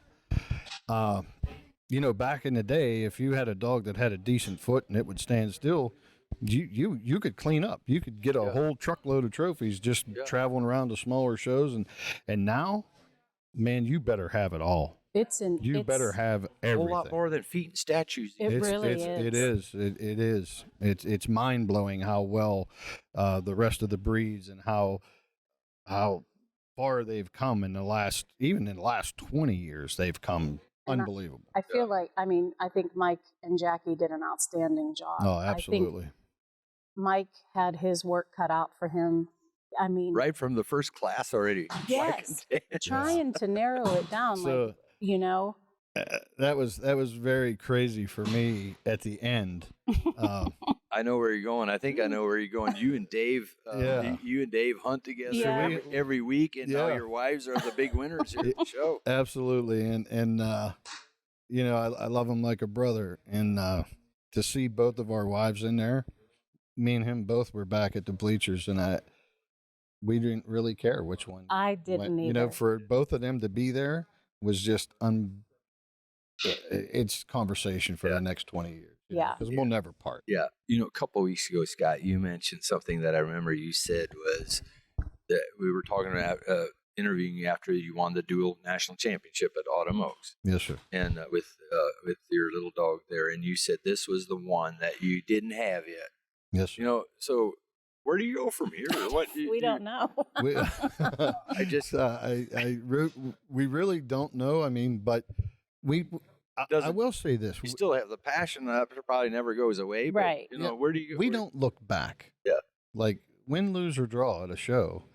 My mind already right now is gearing up for the next UKC event, the Grand American. Like, what dogs am I going to break out? What am I going to do? Yeah. Who's going to do this? And we got to drive there. So that hunger for me never goes away. So I guess that now I'm on where I guess me and Connie's on loop too. You know, Here we go again. Yeah. Well, hey, we'll leave it at that. And congratulations on a good weekend here Thank again. you. And it's always good to see you, and you bring good dogs, and it was good to have you. Very enjoyable watching. And the venue that UKC put on, I mean, there's nothing out there in the coon hunting world like this. Yeah, nothing. I agree. Been there, done that, ain't happening. This is where it's at. Yeah, there you have it. Always good to sit down with them. We just talked to Scott a couple of weeks ago at Autumn Oaks when he had the dual national champion. But you know, they don't just show these dogs; they compete in everything: water races, field trials, HTX, night hunts, everything. You know, and Scott has said it before. He's a hunter first, you know, and that's their dogs have to hunt first, you know. So it's just a cool thing they've got going on. They're a good program, Bloodhounds. Kind of parallel to what you're saying there. I got to sit down with the overall show winners. That's Kelly and Dave Myers. They were handling Good Times Blues, call him Blue. He's been on a heck of a run this year. He's had a great year, and they're going to tell you all about him. And here's an interview with Kelly and Dave Myers. Hey everyone, sitting here Saturday afternoon at the Coonhound World Championship, and I am joined by our World Bench Show champion, Miss Kelly Myers. What's going on, Kelly? Oh, just basking in the glory. Well, everybody out here is referring to you as the two-time champ. Well, tell us a little bit about the dog you won with today. So today we won with a black and tan male, grand champion Gilman's Good Time Blues, which he actually just won this year at Grand American. I think you and I talked about him a few months ago. Yeah, seems like we've talked about him a little bit now. And the transition to black dogs, Dave, is that something that you've kind of helped her transition into the black dogs? I've been helping a little bit there, but she always did, you know, even before we were together, she dabbled in the black dogs, and I've just kind of helped tip the scale a little bit. There we go. There we go. So what is Blue? What is Blue? What's his call name? We call him Blue. Okay, what's Blue out of? Blue is he's off I'll of Gilman's Good Time Charlie, David Gilman and Misty Arrington's dog. Yeah. And Charlie's off of Margaritaville, Lucky Old Son, two-time national grand of Joe and Deb Powers. Yeah. And the bottom side is a female of theirs called Holly. It goes back to a lot of Terry Dolbear's breeding from Canada. So share some lineage with your Doc Holliday dog that people will be familiar with. Yeah, because see, Charlie and Doc are actually from the same cross, just different litters. Oh, very nice. Charlie's just a younger version. I got you. So, Kelly, when was the last time you won the world? 2017. I won it with a Walker male dog, Laurel Valley Backwoods Boondocker. Yeah. And now, is there any way that you can compare the feeling of that first time, the first world champion, compared to the second time? Did it match the joy of the first one, or? I feel like they're both special in their own. You know, the first time I won it was in Georgia, so it was really hot that day. I do remember that. And it was Boone and his sister, littermate sister Izzy, were actually in the finals together, which was really cool because I feel like it had to be history. You know, that's can't have ever happened before, and so that was kind of special. And today, it was really special because, you know, Scott and Connie are really good friends of ours, and they live, you know, half hour away from us. And I was watching the females, and I was like, oh, how cool would it be if Connie won the females and we're in there together showing? And that's kind of how it happened. And it was kind of cool. Like, I would have been just as happy if she would have won, you know, for her dog. So yeah, it was really special to show with her today. Yeah. Hey, it was just a couple episodes ago, Dave. I talked to you for a minute at Autumn Oaks, and we talked about how you got into it and how the Hogans kind of Scott and his dad had an impact on how you got into the sport and all that good stuff. And then today, the two Pennsylvania dogs going at each other. How did that feel from the sidelines, kind of seeing that? It's just unreal. Yeah. You know, it really is. I mean, I see all the work that, you know, that Kelly puts into this dog and everything, and I know Scott and Connie, they equally they put a ton of work into their dogs as well, just to prep them for these events. And so it's just, you know, you come here, it's just a culmination of all that hard work and everything. You know, feel like your emotions are just right under the surface. Sure. And, you know, just standing there with Scott, you know, we were standing there side by side, and it's like, you know, he looked at me, he says, either way, we're both winners in this. Absolutely. You know? And just a great feeling. Not just because of the dogs either, because of the women that were in there showing. They're both winners no matter what. Absolutely. Well, hey, not only did Pennsylvania show out today, but let's talk a little bit about the Black and Tan breed. I know both of you guys are involved in Black and Tan Association. Second year in a row, Black and Tan has won the World Championship. We talked to Mike Seitz earlier on the podcast, and Alan talked to him about one of the tougher classes he had today. He actually said Black and Tan males was a very tough class for him today, and him being able to sort through and pick the eventual world champion.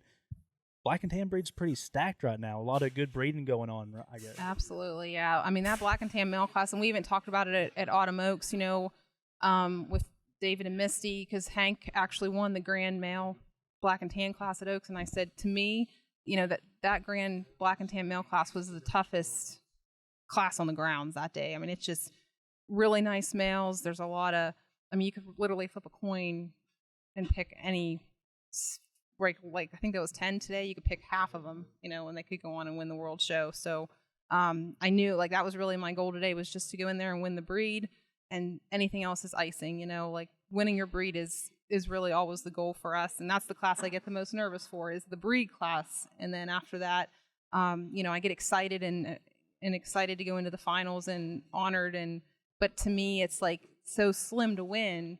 It's just, I'm just happy to be there representing the breed. So yeah, it's a great class right now. That Black and Tan breed is I was amazing. talking with Doc Birdsall there earlier, you know, right after that first group of Black and Tans today, and like he told me, he said, man, he said, this breed, we really spread it around a little bit, you know, because there's such top quality there with them dogs within that level that, I mean, a judge this day could pick this hound, and the next day another judge could pick another one, and they're not wrong. I mean, they're just so evenly matched that there's just little things, and I mean, they all meet their breed standard very well, and it's just a really, really tough group to. Yeah, and they've all had big wins this year. You know, Cobra, he won it top 10. He won the breed at top 10.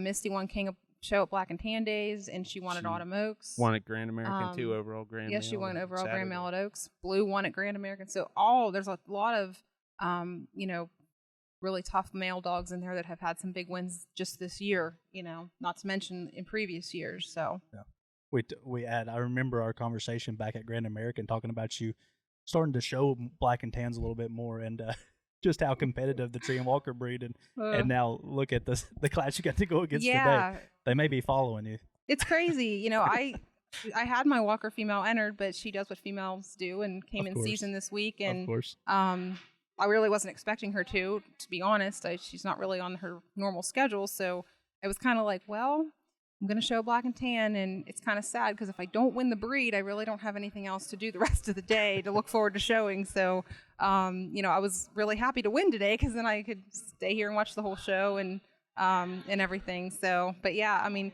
I love walkers, but they're a tough breed too, and but I just feel like you can't beat a good black and tan. Like, they are really pretty to watch and look at, and I also feel like a good walker and a good black and tan, they are a tough breed to beat if you have a good one. And within the breed as well. I mean, not saying there's not great,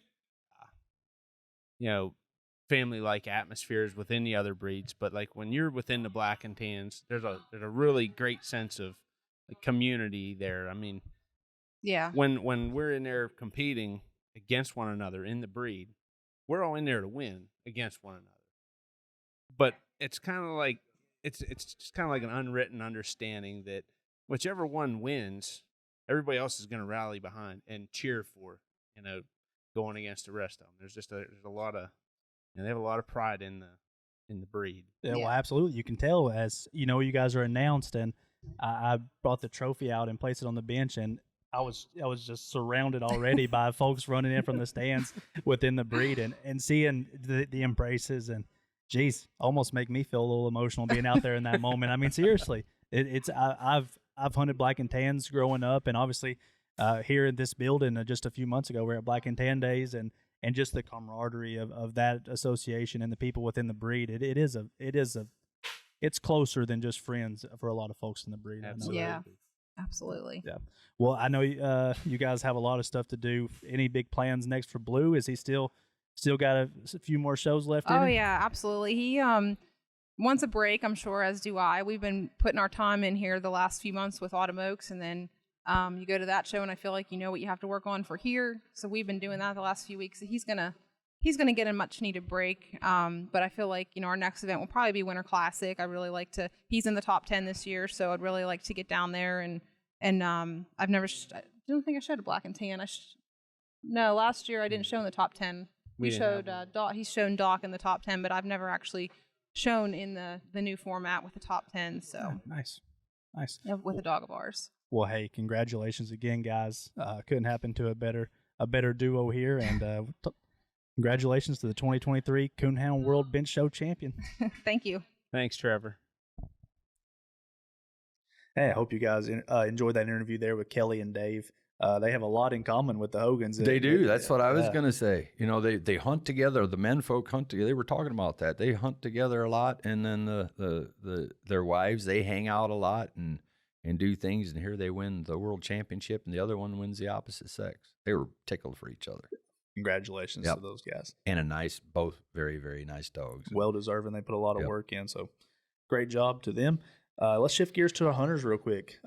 Late Saturday before, after dinner's served and before we go out to the woods and everything, there's some time there to kill where everybody's kind of hanging out and just enjoying each other's company and about to make history that night. And I was able to pull in one of the more upbeat people you'll ever meet, Mr. Caleb Griffin. And it comes strolling in here with this black and brown dog that is kind of becoming very recognizable in the sport here in the last couple of years. The old preacher man, or preacher, but yeah, and you're right. He's just so full of positivity, and how can you not like that guy? Yeah, enjoyed the heck out of hunting with him Saturday night. Obviously, things when I interviewed him, we didn't know what place he was going to get. Obviously, he ended up getting third place overall with a Bad Habits preacher man, Grand Night Champion Hall of Fame.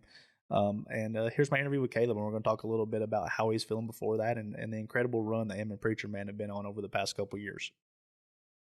Hey, everybody. We're sitting here on Saturday afternoon at the 2023 World Coonhound Championship, and I'm joined by Caleb Griffin. And, Caleb, if you're sitting down talking to me today, that means you're having a pretty good weekend, bud. It's been a good one, man. Absolutely. Hey, walk us through it a little bit. You're here with Bad Habits Preacher Man. Kind of made a name for yourself the past couple of years with some runs you've made. Yep. And now we're here in the final three of the World Championship. What's it felt like? It's been a train roller coaster, or a roller coaster and a train wreck. I was just like, no, I'm just playing. It's been a blessing, man. It's been one of the best rides of my life. Doing this and competing at this level, and it's been a lot of fun. You get to see like all of your hard work come to the top, So yeah. Hey, I told you as we walked over here to the studio, I feel like we just did this a couple months ago at TOC. It's kind of becoming a regular thing for you. Just a different state, right? That's right. That's right. Well, hey, for anybody who may not have heard us talk about him last time, tell us a little bit about Preacher Man, maybe how old he is, his lineage, and how you maybe came into him. Okay. He's a crossbreed. He's 3/4 Walker, 1/4 Blue Tick. He's 6 years old. He's off of a dog named Bad Habit Sambo, which everybody, he's still to this day, like I said to him a bunch of times, he's the #1 dog I've ever. He set the standard of what I use as a measuring stick. He's for a every coon dog. dog. He's amazing. I sold everything I had the first night I ever hunted with him because he blew my stuff out of the water, and still to this day he's 11 years old, and I promise you he's more of a handful than anybody 90% of the people want to deal with. He's tough, and I was bear hunting at the time, and one of my buddy Wes Hamby had first bought him when he went and won Super Stakes. And I wasn't really into coon hunting. And then after that, I went back to Clemson University and finished my degree and sold all my dogs. And a good friend of mine that lives up on the mountain from me named Mark Sandifer, he and a guy named from down in around Holly Hill, South Carolina, Elliott Shield, they were partners. And they had crossed Sam on a Walker female off Stylish Frankie, and they both had a pup off of it. And I went up to Mark's house and I seen this dog, and I was like, this is a high tan dog, looks like a big beagle. And so I told Mark was, he was going through some stuff, or not really going through some stuff. He was just working a lot of time. And I told him, I said, I want this dog. He said, well, talk to Elliott and go get him. So I took him home with me that night. And I was real bored that night. I'll never forget it. And I was like, well, I'll just take him down here to the lake on some local game management land. Just see what he does. He's a little 5-6 month old pup, And I turned this dog loose, and it was like 100% luck. And I turned him down a hollow, a little acorn hollow. And he went down there, struck, and started locating. And he didn't know how to tree, but he was trying to locate. And I just grabbed my gun and took off through there, and he had a coon, so I shot it out to him. And I was just in amazement because I'd never seen a 5-month-old pup that just wanted to go find something to run. Yeah. Oh, he loved deer, bear, skunks. It didn't matter to him. Yeah. He'd run anything. Yeah. Well, hey, right now, Preacher Man is a Grand Night Champion Hall of Fame. Yep. Been in the top. I'll let you kind of go through his accolades a little bit. A couple runs at the World Championship, a couple runs at TOC. Tell us about some of y'all's major accomplishments over the past few years. We've been finalists. This is the second year in a row we've been finalists in the Coonhound World Championship. Last year I got beat out on the first round. It was a real close call. But it was an awesome hunt. Yeah. I spent 2 years at the TOC. The first year I got beat out at the coming in on the first round, and then the third year, which is this past year, I made it to the final 6 and to the head-to-head round and got beat out. I put 50 cast wins on him. Never got into my own hunting ground. I always went with somebody else and everything. PKC hunted him a good bit and everything. Got PKC wins with him in some places. Hunted him at the Peach Classic in Georgia. Finished second over there. Just all around the Southeast and everything. I've hunted him in different local events and everything. Done that. But what is it about him? What is it about him that makes him so competitive no matter where you are? You talked about you've done good in the Southeast, sure, where you're from, but you've also done good in West Tennessee. You've done good in Indiana. Here we are in Ohio, in crop country with Patchwoods. What makes him be able to win casts just anywhere he's put? He's consistent. Yeah. He doesn't have a big motor. 5 mile an hour is about all you're going to get out of him. But he's consistent. You could hunt him 100 nights in a row, and he's going to do the same thing pretty much every single night from dark to daylight. Every night. There's times he's a dog, so sometimes he looks like whatever, but for the majority of the time he stays consistent. Just as I describe him, he's just a country coon dog. He can tree them as they come to him, layups, it don't matter, acorn coons, feed track coons. He just seems to kind of know the weather, and he's got a sixth sense for knowing the land. And I can turn him loose in strange areas, and he knows how to find coons wherever they are. And training for like these patchwoods up here in big crop fields around the house, I started him out training him around the lake. So I was use the lake as a buffer and just send him hunting around the edge of the lake. And I guess he looks at these crop fields a lot of times as big lakes. So he just runs. He will run the edges and then get off in the woods when he needs to. And he seems to do well up here. Yeah. Well, hey, kind of walk us through it this weekend. Starting out with maybe your round 1 on Thursday night. You don't have to tell me who you drew, but maybe tell me how that cast went. This has been the most nail-biting rounds I've ever had in my life of any competitive hunting.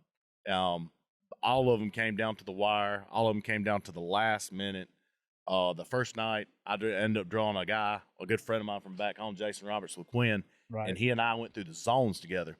And so we drew out together up here and was like, well, here we go again. And it came down to, I think I had 400 plus. and he had some plus. But if he took a first at first, he'd be tied to me, and he had a circle tree, which way he would have beat me on tiebreaker. And so it come down that last minute, both of us were struck, trailing in the same direction, and I was like, I knew if he treed and had it, I was right behind him because I knew I was going to have. I knew mine was going to pick a tree somewhere around there because he's pretty good about every 15 minutes hanging a tree. Yeah, I was like, he's going to get treed somewhere, but time ran out, and that ended that. And then last night on early round, I drew an amazing little Rackamully female, and Anna dog, and I think her name Annie or Ann Little dog. Ann? Little Ann dog. Dog just won Triple Crown. Yes, sir. She is absolutely an amazing little female. I mean, I got the hustle and drive, and that was a nail biting, probably the hardest cast I've ever been on in my life. Right. Didn't seem like coons were moving good early last night. No. Scores were indicative of that. No, yes, they were. I took a 125 pump right out the gate on a tree that he moved on. Then he got treed on a circle tree, recut him off that, took 25 and 125, and that brought me up, I think, 50 plus out after that 125 minus. Went over to score his tree, and he took a really bad break on a bunch of mess and took a minus on his tree and everything because, we could see everything. And then we went to another patch of woods, and she slammed 2 coons while mine was trailing. And then mine, on the second one, when she got it, mine brought the track up through there where she had cut into it, and I'll come in late. So I took, I think, 75 minus because he backed her on the tree. And, I mean, that's unheard of because I can count all the time on one hand he's ever backed anything. And we were walking to her. I was like, well, that's just my luck. That's just why I heard him locate. I said, this is just my luck. And we got in there and took 75 minus. We recut him, and he didn't go probably 60 yards from where we recut him, and he just started treeing. So I struck him in treeing and went over there, and he had a coon. So that put me at 125 plus and him at 125 plus.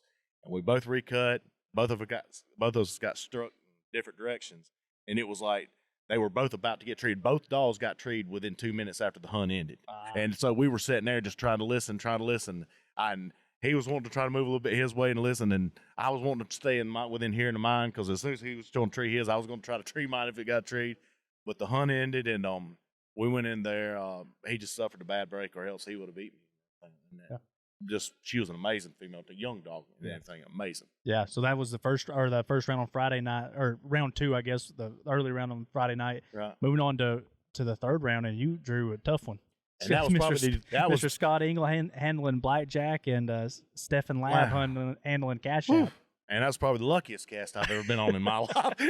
Because right off the gate, Jack struck and hooked to the right and went blowing through the country. He's got a huge motor, huge mouth. And Preacher pulled up treed right in front of us. Stefan's dog come back behind us and got in a mess over and through there. We found out we had to call timeout later on because got around some houses inside a fenced area. And Preacher got a coon, so we plussed him up. Jack took a strike minus, or took a tree minus, moved, treed again. We went in there. He had a tree. As we were coming back, Preacher had went up a big bean field and cut across to a patch of woods and was circling into me. And when we called timeout, went in. He was already treed, had a coon in through there, but it was during timeout.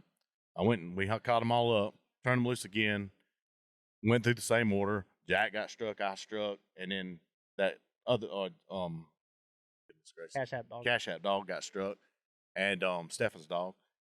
Stefan's dog and my dog got treed about 70 yards apart. Both had coons. Jack was coming around, and it was, he, like I said, this dog's got a huge motor, huge drive to him. I mean, he was blowing through there, turning loose again. Mine gets struck. Cash App gets struck, goes around, and she gets hung up in the cornfield, or he gets hung up in the cornfield going around. Mine comes treed over there. The judge puts the stationary on me. When we go in through there, and so I tree him, go in there. He has another coon. I recut him off that with, I think it was like 10 minutes left to go on the hunt. And about 5 minutes, a little bit less than 5 minutes, he got struck and treed again. I struck him, didn't tree him because the stationary couldn't catch me. So I went in there, and he had another coon at the end. So, but racked up a pretty big score. Well, hey, you've had a little bit of everything, and that's how it is when you're hunting. Sometimes you can get in a coon, coon treeing contest. Go from the nail biting. You gotta gut it out. You go from the nail biting cast where I feel like I lost 5 years off my life with nerves, and to a cast where you're like, this is the luckiest I've ever been in my life.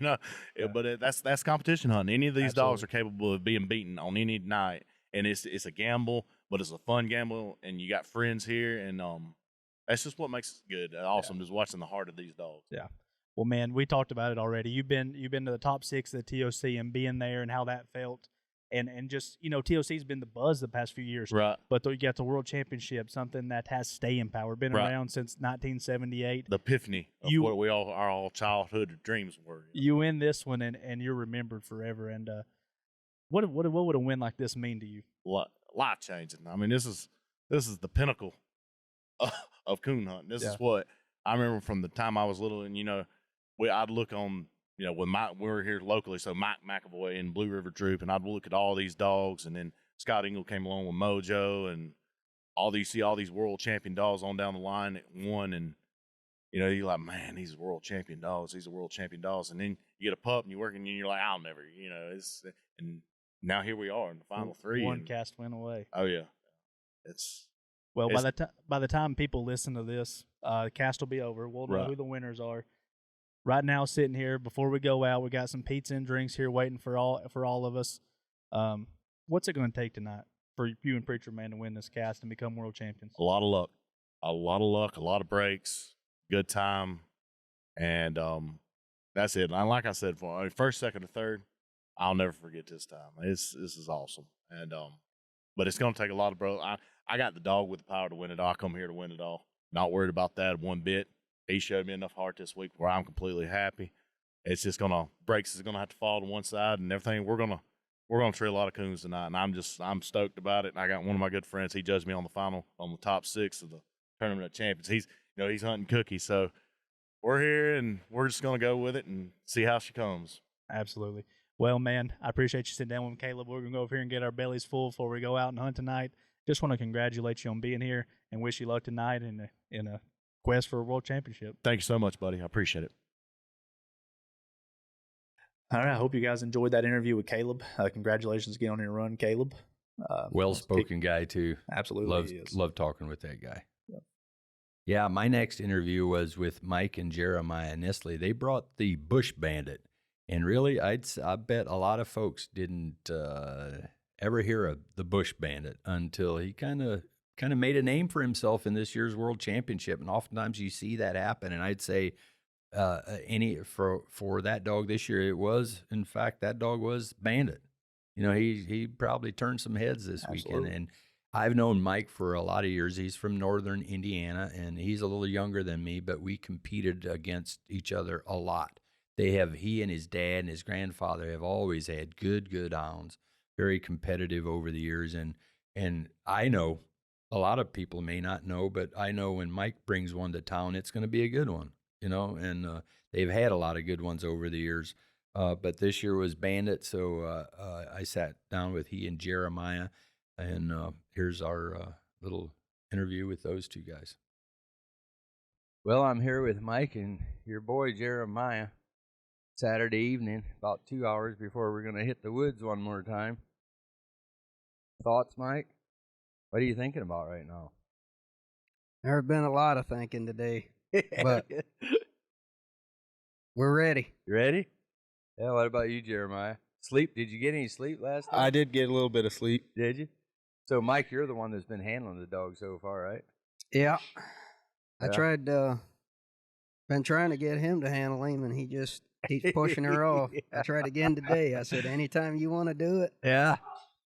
Hey, so I'm going to back way up, and I remember when you guys were pretty small. Mike, you and I have had some really good hunts back in the day, what I call back in the day for me, and here you're still doing it, but that was way before Jeremiah's time, but we've, I don't know, just always had some good hunts, and I always liked you guys, but your dad hunted, your dad Dave, and your grandpa, which would be Jeremiah's great-grandpa. So you come from a coon hunting family up in Topeka, Indiana.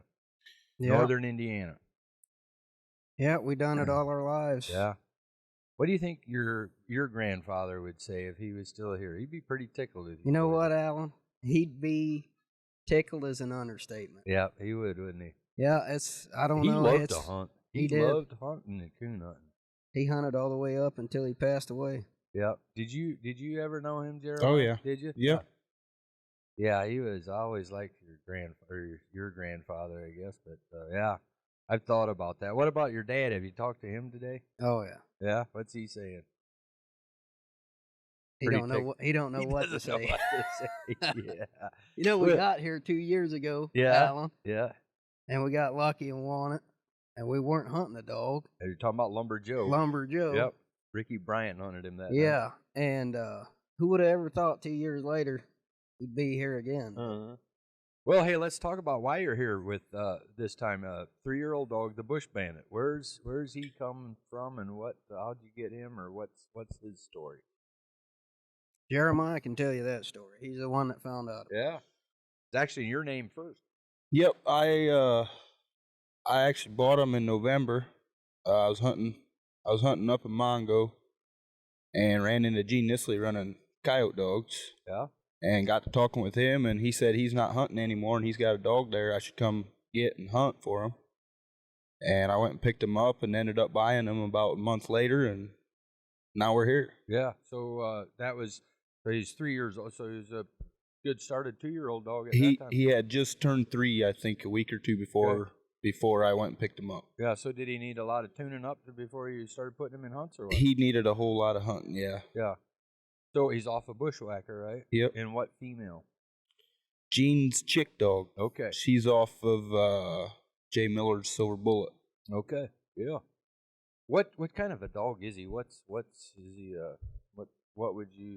would you describe him? How he hunts? How does he hunt? Ambush dog, or is he? No, he's a trailer or what? He's a. Tell him what I told you to tell him. He's a coon per acre dog. Okay. Yeah. Well, hey, I know you've had some good ones over the year, Mike. I know. How does he compare to some of the better dogs you've had, like old Buck back in the day? That gives me. Old Buck. Okay. Buck and your old Tex dog. We had many a coon training We contest. did, but I remember old Buck. Okay, they weren't really anything. I don't know if you call it special, but you know what? They were pretty damn solid. They were. Yeah. So I'll tell you the difference between this dog and Buck was a first strike dog. Mm-hmm. He would open immediately. I don't know. He probably got struck on by anything he smelled. Yeah. That's how he got those first strikes. Yeah. This dog here is a low end strike dog. But he'll tree a coon, and if you cut him loose, he might go. Well, last night in the late round, him and the Louis dog treed a coon together, and we recut. I recut him, and he didn't go 30 yards and treat another one. So I mean, that's the type of style of dog he is. He's not an edge runner. He's not a. I know people like those, and that's fine and dandy. But I kind of like his dog style myself. Yeah. Yeah. So, what do you guys do for this dog to prep him for like the World Hunt or the zones? Hunt him a lot. What do you got to hunt him once or twice a week? Hunt him every night? What to prep for a hunt like this? We hunted this dog about every night, and maybe 3 trees. Let him make 3 trees a night and let him sit there and tree for a while. Oh yeah. And a month and a half ago, when it was hot, we've got a treadmill we put dogs on, and he seemed to do good on that. He liked it. Yeah. So let's talk about your hunts here a little bit. Thursday night, you came in. Looks like you made 3 trees on Thursday night. Had everything first trees. Looks like you had a couple circle trees, but then you had a coon there at the end. Had not a big score. 150 plus was good enough to win the cast on Thursday night. And actually tied with another dog, but beat him on a tiebreaker, I guess. So. That was actually, I would say that cast right there was my lucky break. Yeah. The first tree he made, we couldn't really get a light in. Second tree he made, he actually had a coon that we didn't get scored on. Oh. And then he treed that coon at the very end. He treed that coon like 8 minutes to go in the hunt. Really? Or we wouldn't be sitting here right now. Yeah, yeah. Hey, sometimes that's what you got to have, there's a lot of good dogs here. Yeah. That you're competing against, and sometimes, a bad break is kind of what's going to keep you out, and sometimes a good break is what's going to get you in or move you on. I can say we haven't drawed any slouches. Yeah. Yeah, and then Friday night, last night in the first round on Friday night, had a good score, 5 1/4 plus. That was a shootout. Yeah, and he had another dog there, had 500 plus, the English dog out of the English female of Roy Rogers out of Arkansas. Yep, nice dog. Yeah, I've heard she's a really nice dog, but yeah, it looks like he had really good cast there. And so's the Hank dog. out of Iowa. Yeah, Hank dog out of Iowa. Yep. That was a nice dog. Yeah, so he had 375, 505 1/4 there. Bandit came out on top there. So, yeah, that was like a good one. Then you had to turn around and go back out again in the late round there again, 5 1/4 plus. But there it looks like he kind of outdid him there. He looked good. It looked good. He looked good. Yeah, and you're saying that with a smile there, so yeah, isn't it? That's what we want him to do tonight. Yeah, yeah. So hey, 3 years old. The other two competing against Preacher Man and Cookie, Snooky's Cookie. Both dogs have kind of made a name for themselves, especially Cookie, and Preacher Man here in the last year or two, TOC and a lot of several other hunts. But how do you think Bush Bandit's going to stack up against those two? He's tired. That's no excuse, but I think we're going to have a heck of a cast. Yeah. I really think we are. I hope we do. Yeah. I told Jeremiah today, win, lose, or draw, we're just glad to still be here, and we're going to have fun doing it. Yeah, there you go. It's they're not big on interviews, and you could kind of see Jeremiah, his eyeballs were a little big in some of the interviews or whatever that you saw on YouTube and this and that. But it's something we talked about. If you're not used to that, I get it, but I really liked sitting down with them. They really opened up here, and it was good to talk to them both. And like I said, Mike and I have a long history, and if we're not him, he and I could have sat there and talked for hours probably just about the old times and old hunts we've had and this and that about Buck and some of the other dogs. And there's a lot of things to talk about. But I've always liked Mike, and another thing about Mike, he is a good a judge as you're going to get. That's why I always try to get him whenever we can, and it was good to see this time he's one of those up there. So yeah, congratulations to Mike and Jeremiah with Bandit. Had a dang good run. Boy, that was action packed as it turned out in that final cast too. He was in the action all night long. Yeah, anybody who makes a run out of major events now are going to have to get used to sitting in front of cameras and getting their pictures taken and interviews and everything else. But that's just all to promote our sport and recognize our winners. And man, congratulations to them. I know after they were just won a world championship a couple years ago, 2021 with Lumber Joe. So Ricky Bryan handled that dog, but Mike was actually a co-owner on that dog. Right back here at the finals, and I enjoyed hunting with Mike that night. So my other interview was with Cody Carter and Steve Davenport, the owner of Cookie, and obviously Cody is the handler of Cookie there. But so I sat down with them before you guys went out in the final cast. So this is my interview with Cody and Steve, and then you're going to come back with them after they won the eventual hunt, then you're going to sit down and talk with them there on the last one. But here's my conversation with Cody and Steve. Well, here we are, Saturday afternoon, getting late in the day, and it's about go time. I'm sitting here with Cody Carter, Steve Davenport. Steve, congratulations, man. Cody got Cookie in the finals. Thank you. What are your thoughts? Hey, it's been a long time. Been running it for 40 years. Well, he's had her in the winner's circle a lot. You're probably not that surprised, are you? Oh no, but one of the favorites coming in. She's still there. Oh yeah, yep. You just came down today, didn't you? Yeah. You weren't here Thursday. Nope. You got another dog over at the Super Stakes or something, also in the finals. Pup out of her. Yeah, pup out of her. 10-month-old. So got to be pretty exciting. Oh, it is. It is. When you get old, you just don't get excited like you used to. Yeah. Too bad Justin can't be here. He's hunting that dog down there. Right. Yeah. Yeah. Cody, tell us about Cookie. Tell us about your week here so far. She's really showed out this week. We've had some close casts, but I think she's treated minimum of 3 coons per cast. Treated 4 on the early round last night and 3 late. So she's on a pretty good roll right now. Do you think this area here and this type of hunting is just fits her pretty good? I think. Does it matter? No, I think she's going to be competitive north to south. We finished 10th in Tennessee last year, and I think she's just about the same dog anywhere we cut her. Yeah. Steve, how'd you get hooked up with Cody here? Why'd you put her in here? Was it Justin or what? No, it's Kenny Thresh. Hunted, the Thunder dog for us. Yeah. And then we was looking for somebody to hunt Cookie because I've got so many I can't hunt them all. So we put Cody behind her, and he's done a good job the last 2 years. So 2 years is what he's had. 2.5, something like that. Yeah. Where'd she come from? She come from Tommy Little. Tommy Little actually gave her to us. Really? I was in Georgia, and he asked, do we want a female? And I said, well, not really, but I guess I could take her. So I said, hold her. I'll be able to get her on Sunday night coming out of Georgia. So we've been down there to a PKC hunt. And I stopped and got her, and they started hunting her, and she just popped. She just showed us what we needed. I remember her mom at the first Grandmasters we had. She looked pretty good there in the finals and actually won it. But let's talk about that a little. What's her pedigree look like? Her pedigree's which is Snooky's Cookie, which is Tommy Little. Yeah, he raised her. She goes back to Mr. Clean. Mr. Clean. Yep. Waters is female. Timmy Waters is female. Yeah. Mountain Misty, and then on the top, Nozzle River Cuz. And then everybody around knows what Nozzle River Cuz is out of. Yeah. Yeah. Anyway, so I switched from English dogs to Walker dogs. That's right. Been with them a long time. Yeah. Stayed with English dogs for 40 years, and now we're getting into Walker dogs. Yeah, yeah. But it's a good change. Yep. Been good to us. So, Cody, when you got your hands on her, she was pretty much what she was already. All you had to do is just go out there and win with her. It wasn't much training, right? Yeah, all I got to do is turn her loose.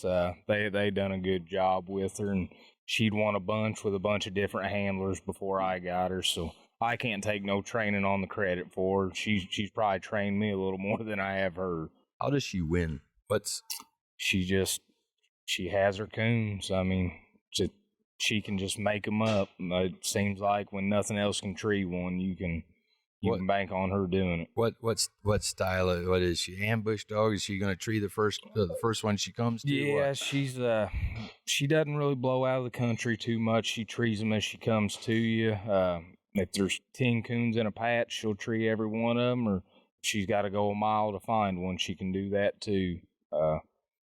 Last night, she treed 2 in the little section we cut loose in, and she ended up making a slick and a circle tree in there to go with it, and I finally got her to an edge, and she got out of there about 3/4 of a mile and treed another one to win the cast late last night. So it just depends. I mean, she's low end strike dog. She's usually going to strike for a quarter. Now we've been fortunate. We've struck for 100 3 or 4 times this week, which isn't normal, but yeah.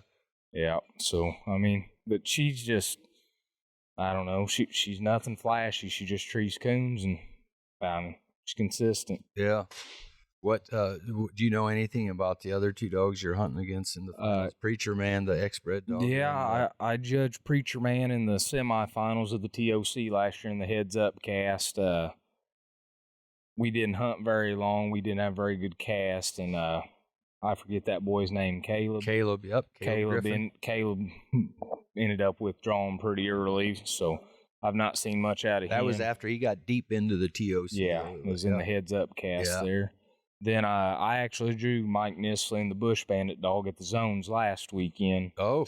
And which Justin owns half a Bushwhacker. So, right. Kind of pulling for him too, just hoping our luck's a little better. I hope he finishes second. Yeah, so Justin, shoot. This is easy stuff for Justin, isn't it? Oh, yeah, it is. He's been trained good. Yeah. Not taking all the credit, but he's been trained good. Yeah. I've been at it a long time. Yeah. So I'm sure. And them cuz dogs, man, they're coon treers.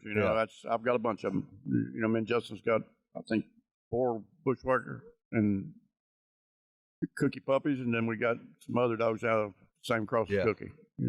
What do you got to do to get her ready for a hunt? Or do you have to hunt her a certain way, or hunt a little bit, or hunt a whole lot? What? Nah, just you don't have to pound her. I mean, I could have laid her up for a week and come to this hunt, and she'd have been the same as hunting her 7 nights a week. She's starting to get a little age on her now, so she's going to be the veteran here. Yeah. Right? Yeah, she doesn't need pounding. What is she, 7? 6? 5. 6. 6. It's turned 6, 6 in June. Yeah. Yeah. Holding up good and all that? Yep. Yeah. Yep, she's in good shape. Yeah. So 6 years old, Steve, or what's next? Is she gonna hunt her for a while still? Oh yeah, we're gonna keep her out. Yep. Yeah, we're out there. I've never put one up, you know that. Yeah. Not much in the stud business or the puppy business. Yeah. I like to hunt. So. Yeah. What are your thoughts? Yeah. What are your thoughts on tonight, Cody? You still get nervous when you get down deep in a hunt like this? You've won a bunch of them, and you haven't even been doing it that long. We'll get to that in a minute. We're kind of going backwards here. On the spot, Still get nervous or what?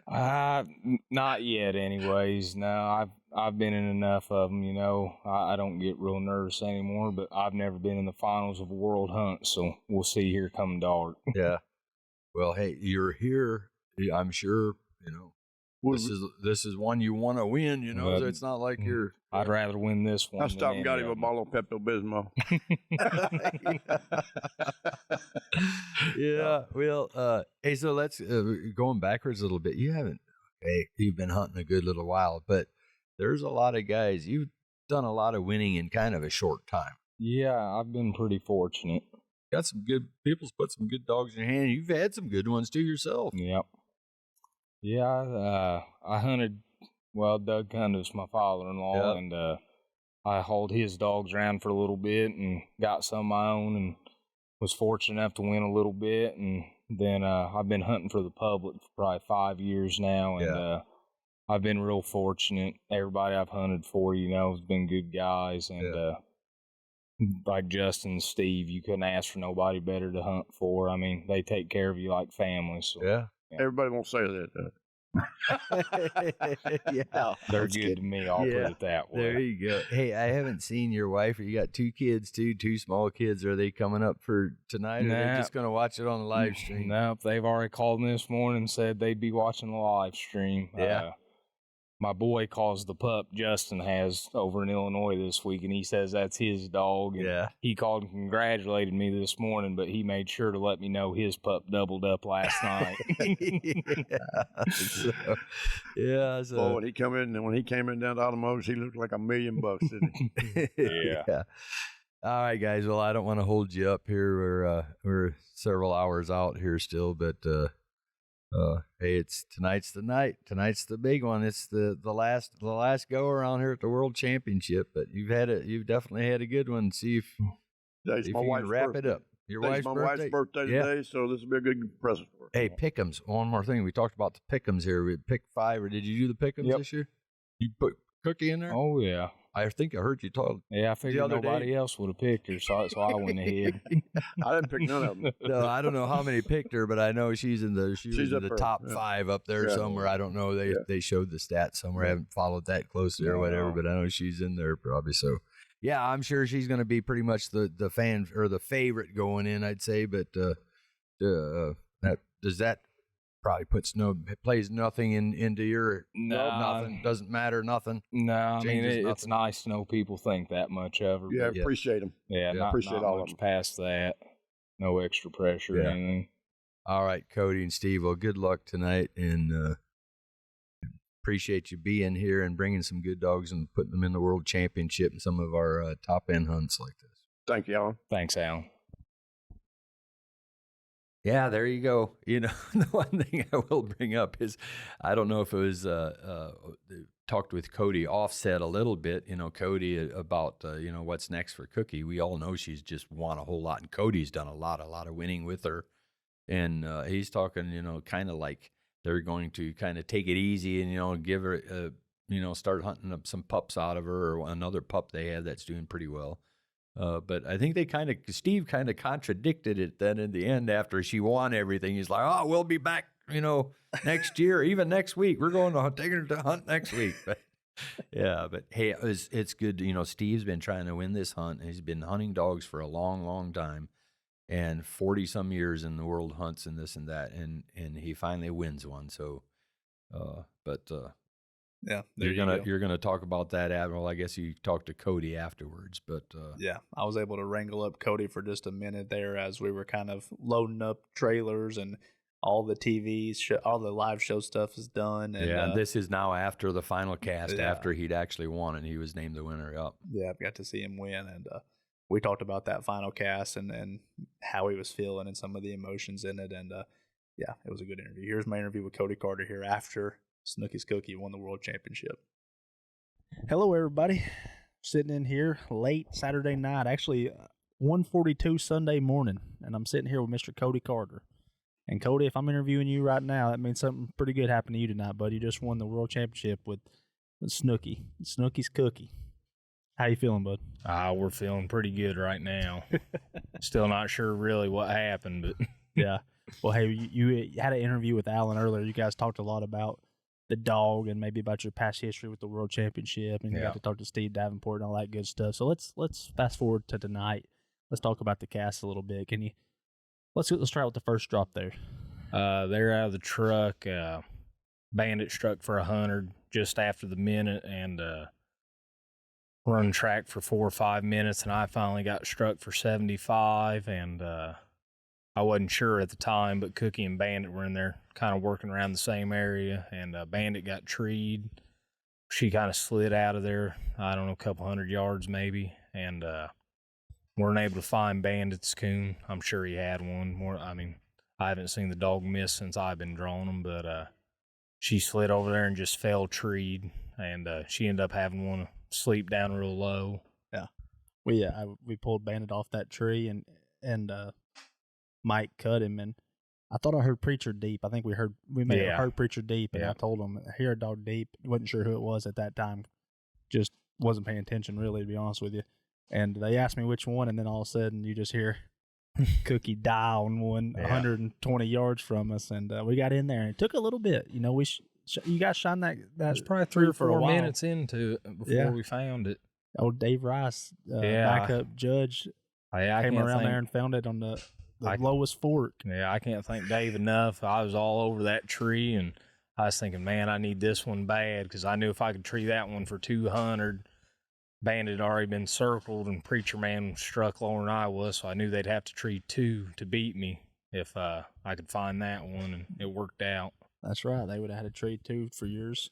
You pulled Cookie off that coon, recast her. See, Preacher Man got treed, and Cookie ended up treeing another one, or treed again on the way to Preacher Man, correct? Or after scoring Preacher Man. After scoring Preacher Man. Yep. And tell us a little bit about that. Well, I come up here with intentions of buying a map card, so I was kind of lost at where I was at, and she ended up being out in that slough and just 1 or 2 trees out there, and I thought, well, and I did as most coon hunters, trying to take a peek walking in, and I didn't see anything, and I don't know, I was probably under 20, 30 minutes before the cast got to me. They had scored 2 more trees, and we couldn't find anything. To be honest, you probably didn't have it. I felt like we should have found it if it was there. I didn't spend much time shining it, and got recut, and she ended up treeing another one there. Yeah. So while we were on the way to Bandit, actually treed. Yeah, it's Bandit's third tree. Yeah, that's right. Cookie treed in. You went over and handled her. Bandit had the coon, recast, he treed again, not, I don't know, 20 or 30 yards away from his previous tree. Yeah, when I was sitting over at my tree, I was actually having a hard time understanding what had just happened, because he was treed and he got quiet, so I figured they were done scoring it, and he was just immediately treed again, and I thought, man, if he's treed 2 coons over there, I might be in bad shape right here. Yep. And like you say, after you found out he treated coon and he was treated again, you were feeling a little bit of pressure. You didn't use all your shine time. Obviously, it was a big leafy tree. You felt like you probably would have found it, I guess. If you didn't, you don't want to waste no more time, so you snapped her. Exactly. Her loose I cut her loose with I think we had right around 20 minutes left. Yeah. We got over to Bandit, and he was in a tough tree. Yeah, he was in a jungle. Once again, if I was betting, I'd say he had a coon. It's just a bad break there in that thicket. You couldn't really get nowhere to shine. We ended up finding a decent spot to shine, and still couldn't see all of the tree. I'm trying to think now. We pull Bandit off that tree. We walk out. Cookie and Preacher are both struck in for a quarter, but you can hear her. She's in there clicking them off. Yeah, I knew she's treed, and the judge asked, and not wanting to take any chances, I tried to be funny and tell him she was in there smoking a track, and it didn't take long for him to put the stationary on me with about 10 minutes left, and I was contemplating letting it run or not, and I'm not one to play defense. I mean, when they're treed, and I probably let it run longer than I should have, 45, 50 seconds, and I thought, well, she's not leaving, so just tree her, and what happens, happens. Yep. So we arrive at Cookie's tree there at the end, with her already leading. Yep. Bandit strikes in on the way to her, so you gotta think about him a little bit. Exactly. But we get there with 5 minutes left of the tree. Yep. but we can tell pretty quick that it's going to be hard to minus this tree. Yeah, when I got there and seen it was obviously not going to be a minus tree, they informed me Bandit had got struck in, and I figured he was treed at that point. And I actually told the judge, I said, hey, I want you on my hip. And I said, I'm going to blow on this squaller. There's 5 minutes left in the hunt. I said, I'm going to blow it till I pass out or you go deaf. And while we were doing it, he peeked up in a thermal and said, well, I mean, she's got it. So I pulled mine out and looked, and it actually laid out in the wide open. It just never would look at us. I looked up and found a whole coon. So that's 2 minutes left. 2 minutes left. You're sitting there. I'm in there taking pictures of Cookie because I'm thinking, hey, there's a couple minutes here left. It's loud. Yeah. You got her tree and you got squallers being blown. It's going to be hard to hear Bandit and get him treed in. This is probably a world championship tree, right? I mean, this is our world champion. Almost certainly at this point. So I'm in there taking pictures, and all of a sudden I hear you and our judge Brian Smith hollering, got the coon right here. And even for me, it's my job out there. Yeah. But even for me, there's a little bit of excitement there when there's a couple minutes left and it's the coon that just seals the deal. Talk about that moment for a second. I mean, when I found it, all I could think about is, all the hours I spend in this sport. And a lot of guys don't realize what it takes to compete. And I probably put more time into it than I should. I have a beautiful wife at home and 2 beautiful children, and she does a fantastic job, taking care of our family to allow me to do this. And I just can't thank Brooke enough. I'm sure there's not many women out there would tolerate it, and I've pushed her to her breaking points a couple times, but she always hangs with me. She knows how important this is to me, and I just can't thank them enough. And I got a boy, he'll be 5 next month, and I know he's begging for me to get home so we can talk about it. Oh, he's going to be fired up when he finds out about it. Oh, man. Sure. He's usually in bed by about 7:30, and him and my wife were the first ones to call me walking back to the truck. And that's awesome. That they were emotional, and they got me tore up, and I finally had to tell them, hey, I'm out here with 12 men out here. You can't have me out here crying. But, yeah, I just can't thank them enough. Yeah, well, I guess we should talk about Cookie just a little bit. How many casts has she won now? Total or in UKC? No, total. Over 200, right? Yeah, she's over 200 cast wins. Yeah. I'd say I haven't kept track here lately. She's probably pushing 215, 220. Cast winning full, she'll be. She's one for the record books, once in a lifetime top hand right there. Tonight put her over 100,000 in money earnings between all 3 registries. Yeah. She's won a truck, and there's a lot of guys before me that had their hands on her before I did. So I can't take credit on training her. Steve and Justin, man, they're dog men, and you couldn't ask for better guys to hunt for. That was a cool moment, getting back to the trucks and seeing Steve. He ain't a very emotional guy or anything like that, but you could tell he was proud. Yeah, this proud. one meant 45 years, he said. Yeah, and he's been close a few times. He's been in the top 10, I think, twice, and the top 20 a bunch. Yeah, and I'm just glad I could make that happen for him. Absolutely. Well, Cody, I know you got a bunch of stuff going on. Your phone's probably blowing up. It's time to get home to the kids and the wife, but I appreciate you. I want to congratulate you. You always help us out. You're always judging for us. You're guiding for us.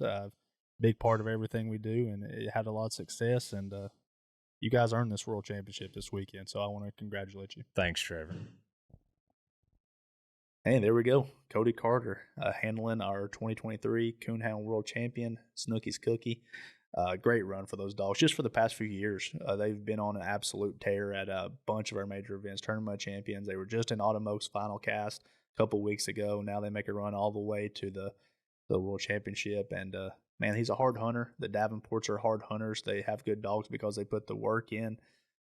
They put the boot leather in, as everybody likes to say, wear out boots, and they earned it. Yeah, and Cody's he's a good story in himself. He's just only been in the sport about 10 years, and only after he met his wife, Brooke, and she kind of introduced him to the sport, and he was an athlete himself, played baseball in high school and in college, and And he didn't, I guess I've heard say where he didn't think coon hunting was really his thing when he first went out until he learned about night hunts and that there's a competition, and he's all in now. Look, 10 years later, he's a world champion.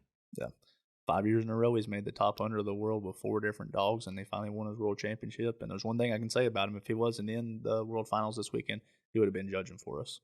And we appreciate him for that. So, hey, we hope you guys enjoyed this this look at the 2023 Coonhound World Championship. We got a lot of thank yous. Hopefully, we didn't leave anybody out, but we're both short on sleep and short on time because we got another event coming up here in a week or two, and it's just been a fun fall season. Everything's been really fun for the Coonhound program.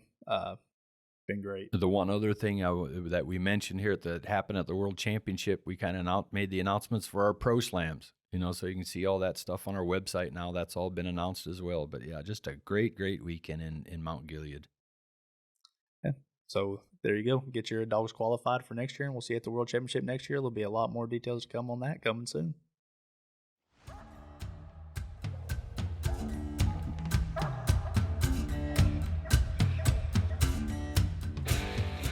Thank you for listening to the UKC Hunting Ops Podcast. Be sure to give us a follow so you don't miss any of our new episodes or content.